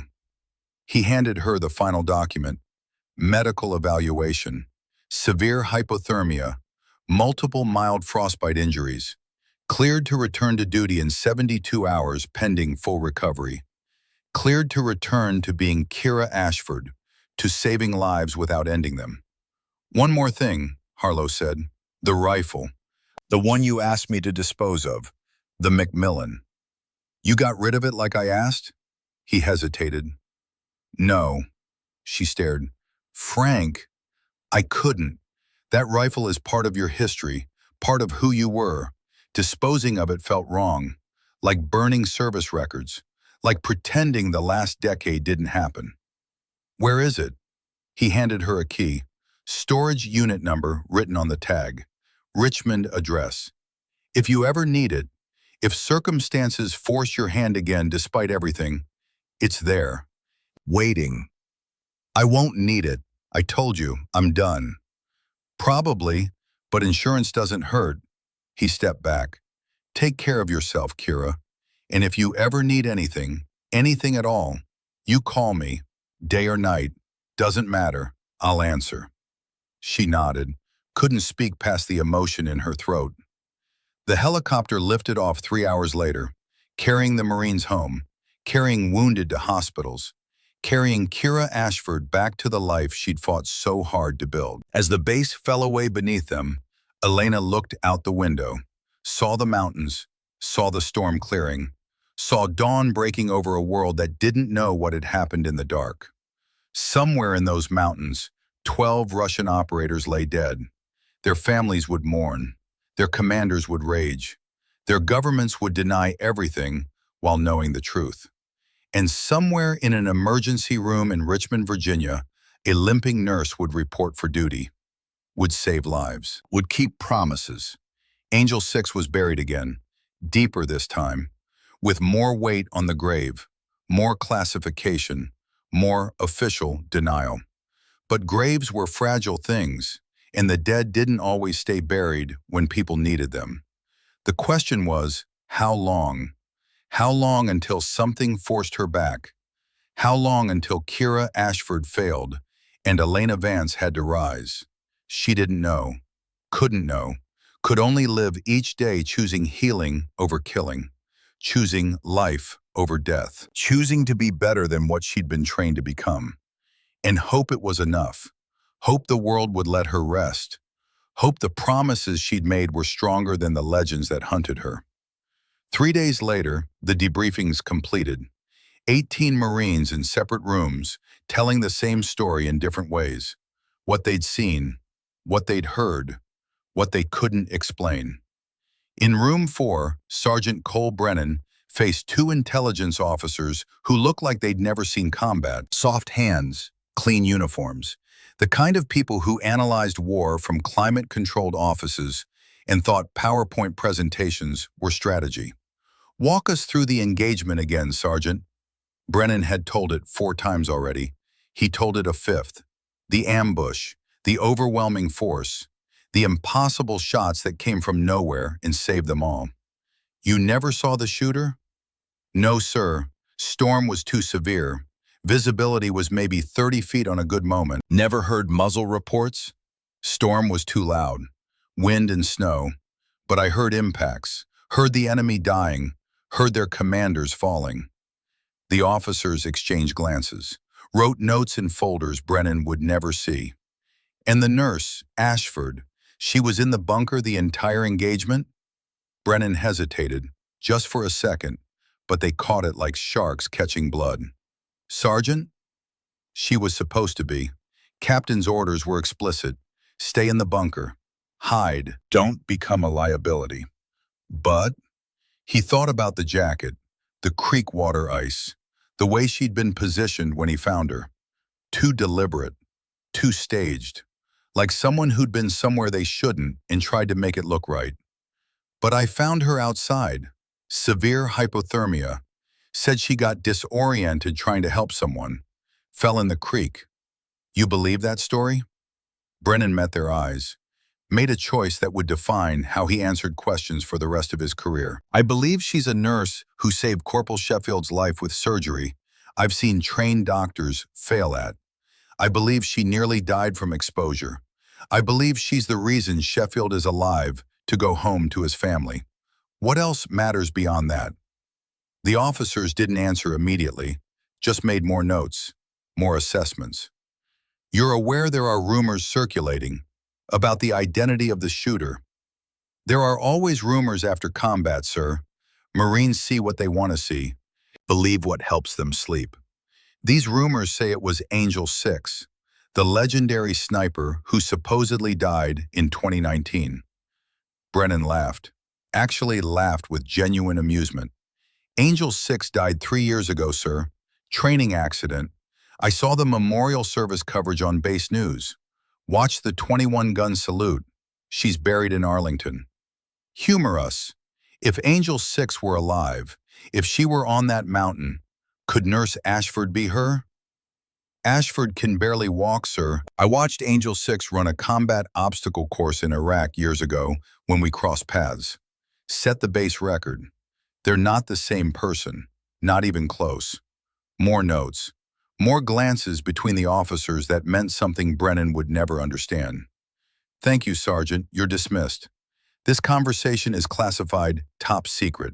Discuss it with no one. Violation will result in court-martial. Clear? Crystal clear, sir. Brennan stood, started to leave, paused at the door. Sir, whoever that shooter was, whatever classified asset saved us, they saved 18 Marines. Maybe show some gratitude instead of suspicion. Maybe let sleeping dogs lie if they want to sleep. He left before they could respond. Left them with their notes and their questions and their need to solve mysteries that were better left unsolved. In room 7, Captain Reed Blackwell told his version. Professional, detailed, missing nothing except the understanding that would make it make sense. Unknown sniper support, classified asset. That's what Colonel Harlow said when I pressed for details. And you accepted that explanation without question? Blackwell considered carefully. I accepted that someone saved my Marines, someone with capabilities beyond standard infantry, beyond anything I've seen in 15 years of combat operations. Whether that's Delta, SEAL Team, CIA Special Activities, or some special access program I don't have clearance for, isn't my concern or my business. But you have suspicions. I have questions. Ashford predicted the attack timing to the minute, predicted enemy positioning with uncanny accuracy, read tactical patterns like she'd written the enemy's operation order herself. You think she has intelligence background? More than nursing? I think she's not just a nurse. Blackwell leaned forward, spoke carefully. But here's what I know with certainty. 12 enemy command elements were eliminated in conditions that made shooting nearly impossible. My Marines survived an engagement they should have lost. If Ashford had anything to do with that, if she contributed in any way, then I owe her. We all owe her. And I protect people I owe. The officers made their notes, asked their questions, got nothing useful because Blackwell had decided what mattered. Loyalty mattered. Marines taking care of Marines mattered. The rest was just paperwork. In room 12, Private Owen Garrett sat across from a single officer. Younger than the others, less experienced at interrogation, still learning how to read people. You named your daughter after the nurse?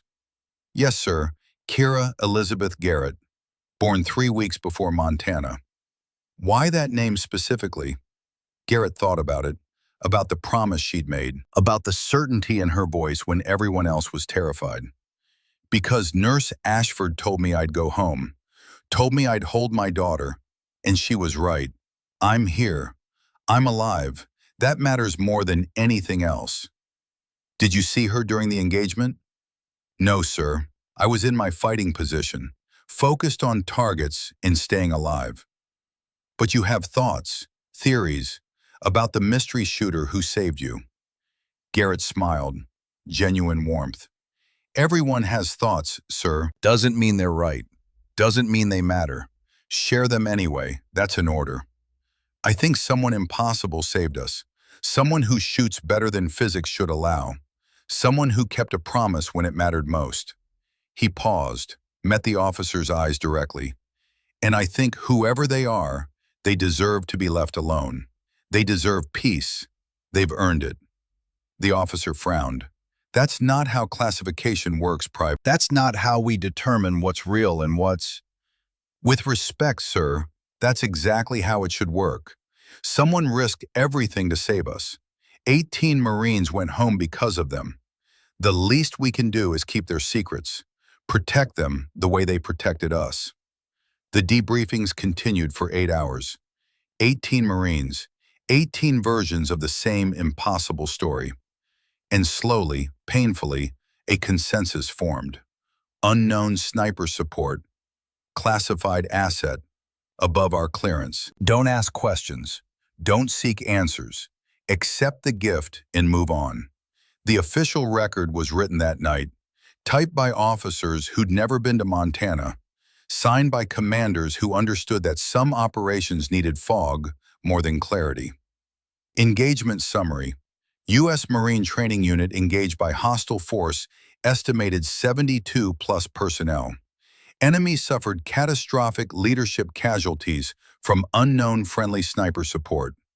U.S. casualties, 3 KIA, 9 WIA.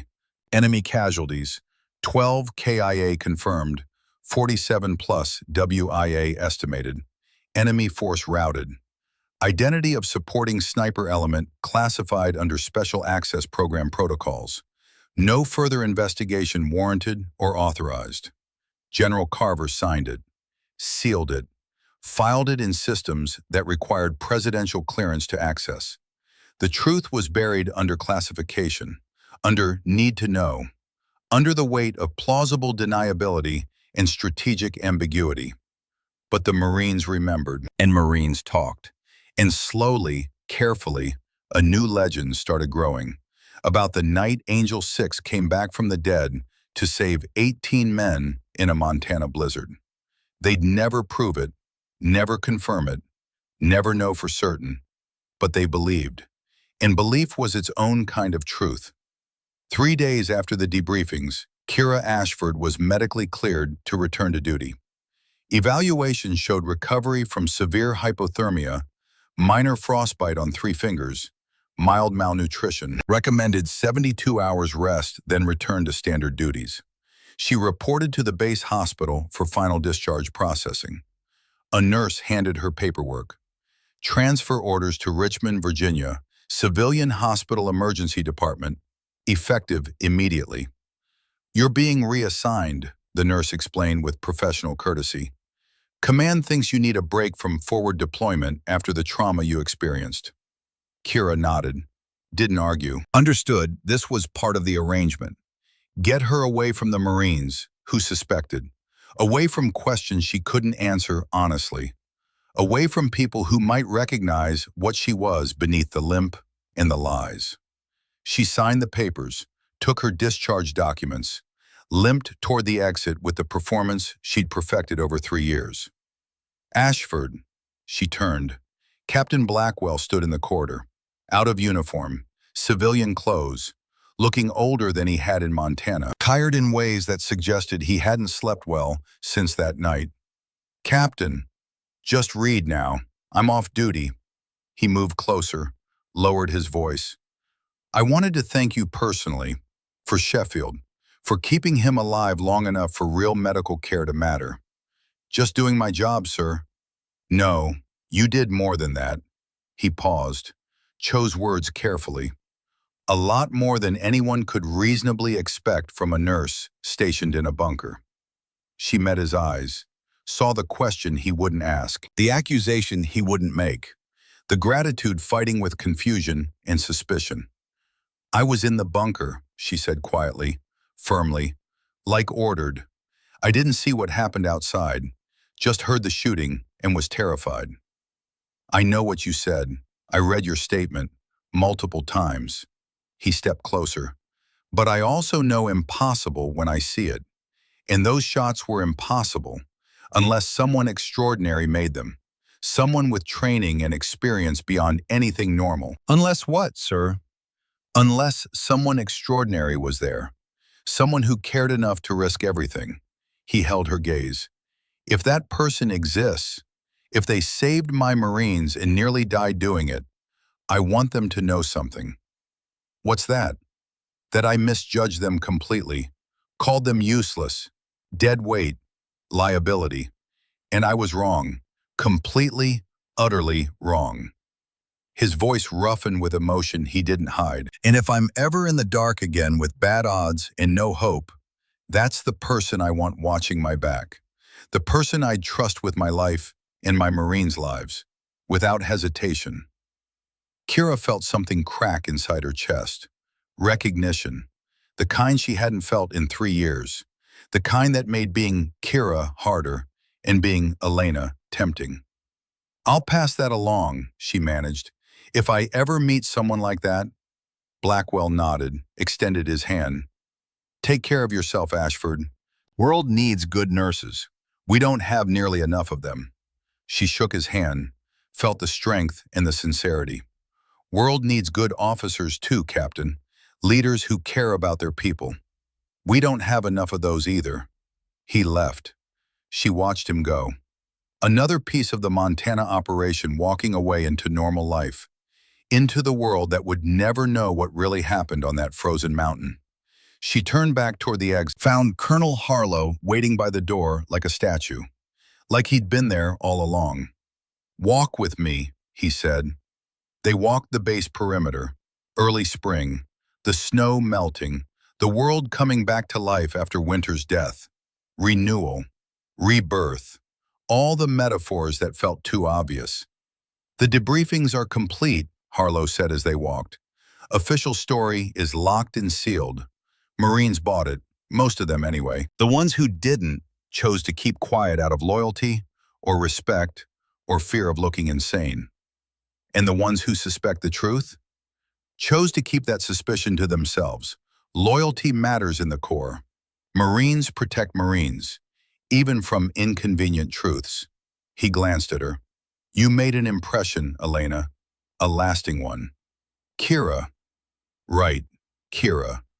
He didn't sound convinced, didn't sound like he believed she could ever be just Kira again. The transfer to Richmond is permanent. Civilian hospital, no military oversight, no official connection to the Corps. You can disappear into normal life, be the nurse you want to be, save lives without anyone watching. That's good. That's what I want. Is it? They walked in silence for a moment. You saved 18 Marines, eliminated 12 threats, made shots I've only seen in training films and target demonstrations. And now you're going to change bedpans in suture drunk drivers. Yes. Why? She stopped walking, looked at him, at the man who trained her, believed in her, helped her become something impossible, and then helped her hide from it. Because those 18 Marines have families waiting for them, have futures they wouldn't have had without intervention. Sheffield's going to finish his engineering degree. Blackwell's going to make major and command a company. Garrett's going to watch his daughter grow up and graduate high school and get married someday. That matters more than eliminations, more than confirmed kills, more than being the best at ending lives. Harlow studied her. You really believe that? It's not just words. You genuinely believe healing matters more than your capability for violence. I have to believe it. Otherwise, what was it all for? The pain, the hiding, the 3 years of living a lie and playing broken. If I don't believe healing matters more, then I'm just a weapon, just a tool, just a thing that kills efficiently. It was for this, for the moment when 18 men needed you, and you were there. And now that moment's over. Let me go back to saving lives quietly. He sighed, reached into his jacket, pulled out an envelope, official seal. Your new identity documents, updated driver's license, medical credentials, everything you need to be Kira Ashford permanently, legally, completely. She took it. Thank you. Don't thank me yet. He pulled out a second envelope, heavier, official looking. This is from General Carver. Read it later. When you're alone, when you're ready to understand what it means. She took that too, felt the weight, knew it probably contained truths she wasn't ready for. Frank, will they come for me? The Chechens, the Iranians, all the people who want Angel 6 dead. Eventually, probably, the Russians will share what they learned. Intel gets traded, word spreads. The people who've been hunting Angel 6 for 3 years will hear she's alive. He put a hand on her shoulder. But you'll be ready, because you're always ready, even when you're pretending not to be. I don't want to be ready for war. I want to live in peace. Then do both. Be the nurse who saves lives, but keep the warrior close enough to surface if needed. Keep yourself sharp. Keep your skills current, just in case. That's not peace, Frank. That's just waiting for the next war. Maybe, but it's the best option you have. They reached her transport vehicle, a van that would take her to the airport, to Richmond, to the new life waiting. One more thing, the rifle, the Macmillan, the one you asked me to dispose of. You said you kept it in storage. I did. Richmond, storage unit. The key I gave you is real. He paused. But I need you to understand something. I kept it because I believe you'll need it again. Not because I want you to. Not because I'm hoping for violence, but because I've been doing this for 40 years, and I recognize when someone's story isn't finished. My story with violence is finished, has been since Syria. I hope you're right, I genuinely do. But hope isn't strategy. He stepped back. Take care of yourself, Kira. Be the person you want to be. Save the lives you want to save. And if you ever need anything, advice, support, extraction, anything, you call me. Doesn't matter when, doesn't matter why, I answer. She nodded, got in the van, watched him disappear as they drove away. The mentor becoming memory, the instructor becoming ghost. The flight to Richmond took 4 hours. She sat in coach, window seat, watched America pass beneath her. Cities and farmland and rivers that looked like veins carrying life through the country she'd protected by killing its enemies. The paradox she couldn't escape. Protection through violence. Life through death. Building through destroying. The envelope from Carver stayed sealed until she was in her new apartment. Small, one-bedroom, quiet neighborhood. The kind of anonymous urban housing where no one knew their neighbors, and everyone preferred it that way. She opened it alone. Late at night, curtains drawn, doors locked. Inside, a single sheet of paper, classified header, General Carver's signature at the bottom. She read it 3 times. Staff Sergeant Vance, this letter serves as official acknowledgement of actions taken during engagement designated Operation Frozen Angel. Your conduct resulted in preservation of 18 U.S. Marine personnel and complete rout of hostile force. This action would normally result in commendations up to and including Medal of Honor. However, given classified nature of your status, no official recognition can be provided. Invest that your service is noted, appreciated, and will never be forgotten by those who know the truth. You have fulfilled your obligation to this nation beyond any reasonable expectation. Your request for permanent separation is approved. Effective immediately, Angel 6 is honorably retired. You are free to live as Kira Ashford without further obligation. This nation thanks you for your service. You have earned your peace. Use it well. General Thomas Carver, USSOCOM. She read it 3 times, then burned it in the kitchen sink, watched the paper curl and blacken, watched her official acknowledgement turn to ash that swirled down the drain. No medal, no ceremony, no recognition beyond words on paper that no longer existed. Just freedom, just peace, just the chance to be Kira Ashford without apology or explanation. She started work at Richmond Memorial Hospital 2 days later. Emergency department, night shift. The chaos of urban trauma, where every day brought new variations of human fragility. Car accidents, gunshot wounds, heart attacks, overdoses, domestic violence, industrial accidents. The endless parade of ways people broke and bled and died without dramatic music or heroic narratives. She was exceptional at it, better than good. Her hands absolutely steady, her judgment sound under pressure. Her ability to triage and prioritize, honed by battlefield medicine, where choices meant life or death without appeals or second chances.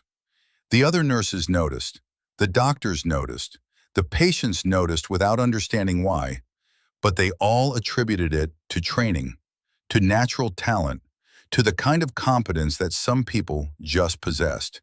No one suspected the limping nurse was anything more than she appeared. No one asked questions that would have gotten uncomfortable answers. Weeks became months. Spring became summer. The rhythm of emergency medicine became her new normal, her new reality, her new life built from the ashes of the old. She saved lives. Car accident victim with internal bleeding who would have died in transport. Overdose patient whose heart had stopped for 3 minutes. Shooting victim with severed femoral artery who had maybe 2 minutes before exsanguination. Each one a small victory against death. Each one proof that she was more than a weapon. More than Angel 6. More than 201 confirmed kills. At home, she lived quietly. No social media, no dating, no connections that could be exploited by people hunting Angel 6. The lonely life of someone who couldn't risk attachment because attachment meant vulnerability, meant weapons that enemies could use. Sometimes late at night, she thought about Montana, about the 12 men she'd killed, about the 18 she'd saved, about whether the balance sheet ever truly balanced, or if violence just accumulated until the weight crushed you. The math worked. It had to work. Otherwise, nothing made sense. 3 months after Richmond, an envelope arrived. No return address. Postmarked, Montana. Inside, a photograph. Owen Garrett holding his daughter. Both smiling, healthy, alive, real. And a note in neat handwriting. Kira Elizabeth Garrett, 6 months old. Healthy and loved beyond measure. You kept your promise to a Marine you barely knew. We'll keep yours to you. Your secret is safe. Thank you for giving me my future. Thank you for being the angel who saved her daddy. The Garrett family. She put the photo on her refrigerator, the only personal item in the apartment, the only proof that Montana had been real, that the nightmare and the miracle had both happened, the only reminder that sometimes angels had to break cover to keep promises. And sometimes promises mattered more than peace. 6 months after Richmond, late shift at the hospital, 0200 hours, Friday night, the ER unusually quiet, which always made veterans nervous because calm never lasted. Kira was restocking trauma supplies when her phone buzzed. Unknown number. She almost ignored it, almost let it go to voicemail, but something made her answer. Instinct. The kind that kept you alive when rational thought was too slow. Ashford. It's Brennan, Sergeant Cole Brennan from Montana. His voice was strained, pain underneath professional control. She recognized it immediately, remembered Montana, remembered the Marine who'd found her in the snow. Sergeant, what's wrong? I need help, medical help. Can't go to a hospital, can't explain why. But I remembered you, remembered how you saved Sheffield with surgery that shouldn't be possible in those conditions. Every instinct screamed, trap, setup, someone who'd figured out who she was, someone looking for Angel 6 who couldn't be found any other way. But his pain sounded real, his desperation genuine, and Marines took care of Marines, always. Where are you? He gave an address. Industrial area, wrong side of town, the kind of place where questions weren't asked and answers weren't given. I'll be there in 20 minutes. Keep pressure on whatever's bleeding. Elevate if possible. Stay conscious. She grabbed supplies from the ER, told the charge nurse, family emergency, drove to the address with her heart rate elevated and her tactical awareness screaming that this could be the trap that ended everything. Found Brennan in a warehouse. Gunshot wound to the abdomen. 2 other men with him, also shot. Some kind of operation gone wrong. Some kind of classified mess that couldn't see official light. Jesus, Brennan, what happened? Can't tell you. Classified beyond your clearance. But we need help. Quiet help. The kind that doesn't involve police reports or hospital records. She went to work. No questions. Just medicine. The familiar rhythm of emergency trauma. Extracted bullets. Repaired damage. Saved 3 men who couldn't afford to be saved officially. Brennan watched her work. Saw the same competence from Montana. The same steady hands. The same clinical precision that transcended normal nursing. You're not just a nurse, are you? He said quietly when she was suturing his abdomen. She didn't answer, just kept working, focused on saving rather than explaining. Montana, those shots, that was you. I know it was. I was in the bunker like ordered. Bullshit, he grabbed her wrist, not hard, just firm, just enough to make her meet his eyes. I know what I saw, know what doesn't add up. The creek ice on your jacket, the way you position yourself, the timing of everything. You're her, you're Angel 6. She could deny it, could lie, could maintain the fiction that had kept her alive and free for 3 years. Or she could trust the man she just saved, the way he was trusting her with his life and his secrets. Angel 6 died in 2019, she said carefully. Precisely. I'm just a nurse who's very good at saving people who probably should be dead. That's all you need to know. That's all anyone needs to know. Brennan studied her, then nodded slowly. Fair enough, you're just a nurse. A damn good one. Who saved my life twice now. That means something. That creates a debt I take seriously. She finished the surgery, stabilized all three men, gave them antibiotics and detailed instructions for recovery. You call me if anything changes. Infection, fever, increased bleeding, anything at all. I don't care what time, you call. Why are you helping us? One of the other men asked. You don't know us. Don't know what we did or why we're shot. I don't need to know. You're bleeding and you need help. That's enough. She left, drove back to the hospital, finished her shift like nothing had happened, like she hadn't just performed battlefield surgery in a warehouse on men who couldn't officially exist. But something had changed. The secret was leaking. People were figuring it out. Marines were connecting dots. How long before the wrong people connected them too? 8 months after Richmond, she was jogging in the park.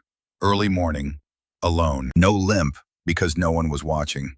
And running felt like freedom, even if freedom was temporary. A car pulled up beside her. Black SUV. Tinted windows. Government plates or corporate security.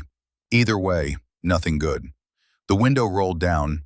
A man she didn't recognize, late 40s, hard eyes that had seen violence and chosen it as profession. Elena Vance? She kept jogging. You have the wrong person. We both know that's a lie. He kept pace in the car, easy, casual, like this was a normal conversation. My employer would like to meet you, discuss opportunities, mutually beneficial arrangements.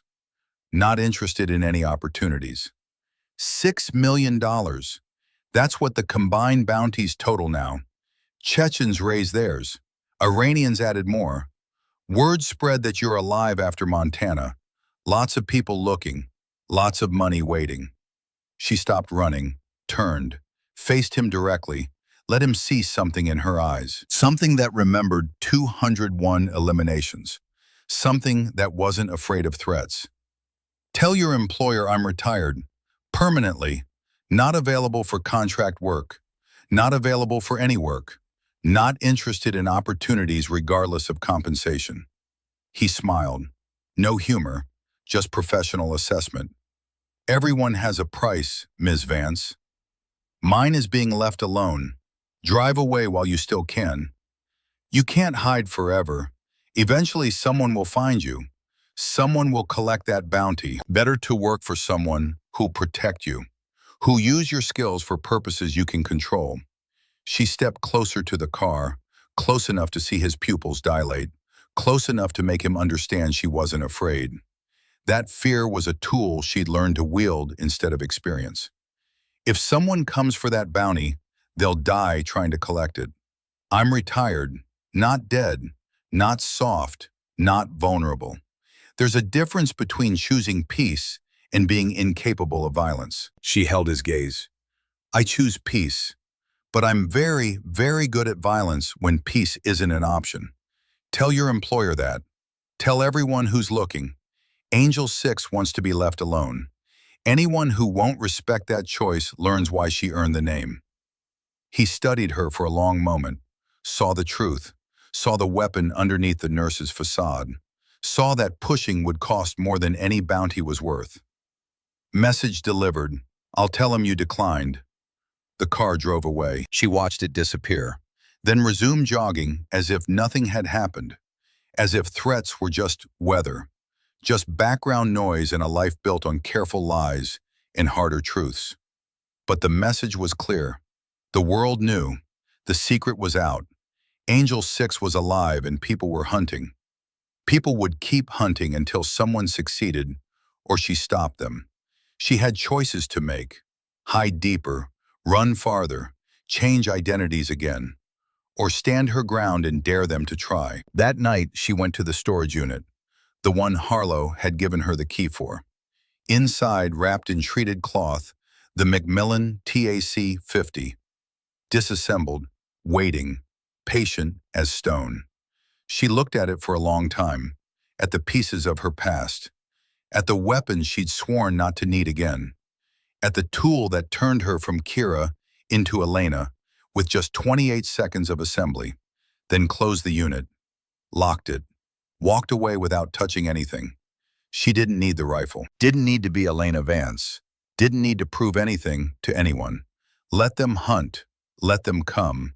She'd face them as Kira, as a nurse who just wanted to save lives, who'd chosen healing over killing and meant it. But if they pushed, if they forced her hand, if they threatened the people she'd saved, or the life she'd built, or the promises she'd made, well, the rifle would be there, waiting, patient, ready, because you never stopped being what you were. You just got better at choosing when to be it. And sometimes the best way to keep peace was to be capable of war, to be ready for violence even while choosing mercy, to be Angel 6 when needed and Kira Ashford when possible. The balance, the choice, the daily decision to save instead of destroy. That was the real fight, not the one in Montana, not the 201 eliminations, not the impossible shots through blizzards. The real fight was choosing to heal every single day despite being very, very good at killing. And so far, healing was winning. One patient at a time, one life saved at a time, one promise kept at a time. That was enough, had to be enough, would be enough until circumstances proved otherwise. 1 year after Montana, anniversary of the night everything changed. Kira sat in her apartment, quiet evening, no shift scheduled, no emergencies demanding immediate response, just solitude and memory and the weight of promises kept. She'd saved 127 lives in the past year, cardiac arrests, traumatic injuries, critical hemorrhages, respiratory failures, each one a small redemption, each one balancing against the 201 kills that would always define her operational history. Her phone buzzed. Text message. Unknown number that resolved into a name she recognized.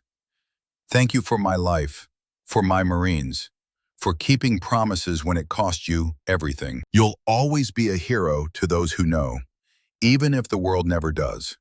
Captain Reed Blackwell. She stared at the message, felt something warm in her chest.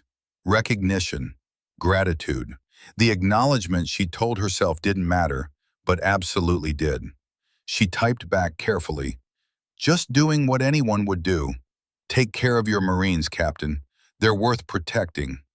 His response came immediately. Not anyone, someone extraordinary. If you ever need anything, anytime, any place, any reason, you call. We remember. We honor our debts. Always. She put the phone down, looked around her apartment, at the small life she'd built, at Garrett's photo on the refrigerator showing his daughter at 1 year old, at the medical textbooks on the shelf, at the normal existence she'd fought so hard to achieve. This was enough. This small life, these quiet victories, this peaceful existence. Elena Vance had been a weapon, necessary for a time, effective beyond measure, but incomplete, just a tool pointed at targets by people who understood geopolitics, but never pulled triggers themselves. Kira Ashford was a healer, imperfect, limited by physics and resources, but whole, complete, human in ways Angel 6 had never been allowed to be. She could live with being Kira, could embrace the limp and the lies and the constant vigilance, could accept the loneliness that came with secrets too dangerous to share, as long as she kept saving people, as long as promises meant something, as long as the 18 Marines from Montana stayed safe and alive in future bound. The rest didn't matter. The bounties, the hunters, the people who wanted Angel 6 dead more than they wanted peace. Let them come. She'd face them as a nurse who'd learned to survive, as a woman who'd chosen healing over killing, as someone who understood that the greatest strength wasn't eliminating enemies, it was saving friends, protecting innocence, keeping promises that mattered. She turned off the lights, went to bed. Tomorrow would bring another shift, more lives to save, more chances to balance the ledger, more opportunities to prove that Kira Ashford mattered more than Elena Vance ever had. And maybe, eventually, The count would show she'd saved more than she'd killed, that she'd built more than she'd destroyed, that healing defined her more than violence. That would be enough. That would be everything. Outside, Richmond slept. Inside, a legend pretended to be ordinary. And somewhere in the margins between, 18 Marines lived because someone impossible had broken cover to keep a promise. The world would never know the full truth, would never understand what happened in that Montana blizzard, would never realize the limping nurse in their emergency room was the greatest sniper alive. But truth didn't need recognition. Promises didn't need witnesses. Heroes didn't need parades. They just needed purpose. And Kira Ashford had found hers. She saved lives. That's what she did. That's who she was. That's who she'd chosen to become. And if someday circumstances forced her to be Elena again, if some crisis demanded Angel 6 return, if 18 more Marines needed saving and no one else could do it, well, the rifle was in storage. The training never faded. The warrior never truly died. She just learned to sleep, learned to wait, learned to be patient. Because some angels didn't need heaven. They just needed a reason to fight. And protecting the innocent was reason enough. Always had been. The night swallowed her secrets. The morning would bring new patience, new chances to balance scales, new opportunities to prove that healing mattered more than killing. That was the real mission. Not Montana, not the 201st, not the impossible shots or the legendary reputation. The real mission was choosing mercy when violence was easier, choosing life when death was simpler, choosing to heal when the world wanted you to hurt. Elena Vance had learned that lesson in blood and snow and cold that froze souls. Kira Ashford lived it every day, every patient, every shift, every quiet moment between crises. And that finally was peace. Not the absence of capability, but the daily choice to use capability for building instead of destroying. The warrior resting, the angel healing, the legend fading into grateful silence, until the world needed her again. And then, only then, would she rise. But for now, she slept. She saved. She lived. And 18 Marines thanked God she'd been there when it mattered most. That was legacy. That was honor. That was everything that mattered. The rest was just noise, just stories, just legends that people told to feel better about surviving the dark. And Kira Ashford, limping through hospital corridors, saving lives one patient at a time, had finally found her peace, not in forgetting what she'd been, but in choosing what she'd become. Not Angel 6, not Elena Vance, not the ghost or the legend or the weapon. Just Kira, the nurse, the healer, the woman who kept promises. And that was enough.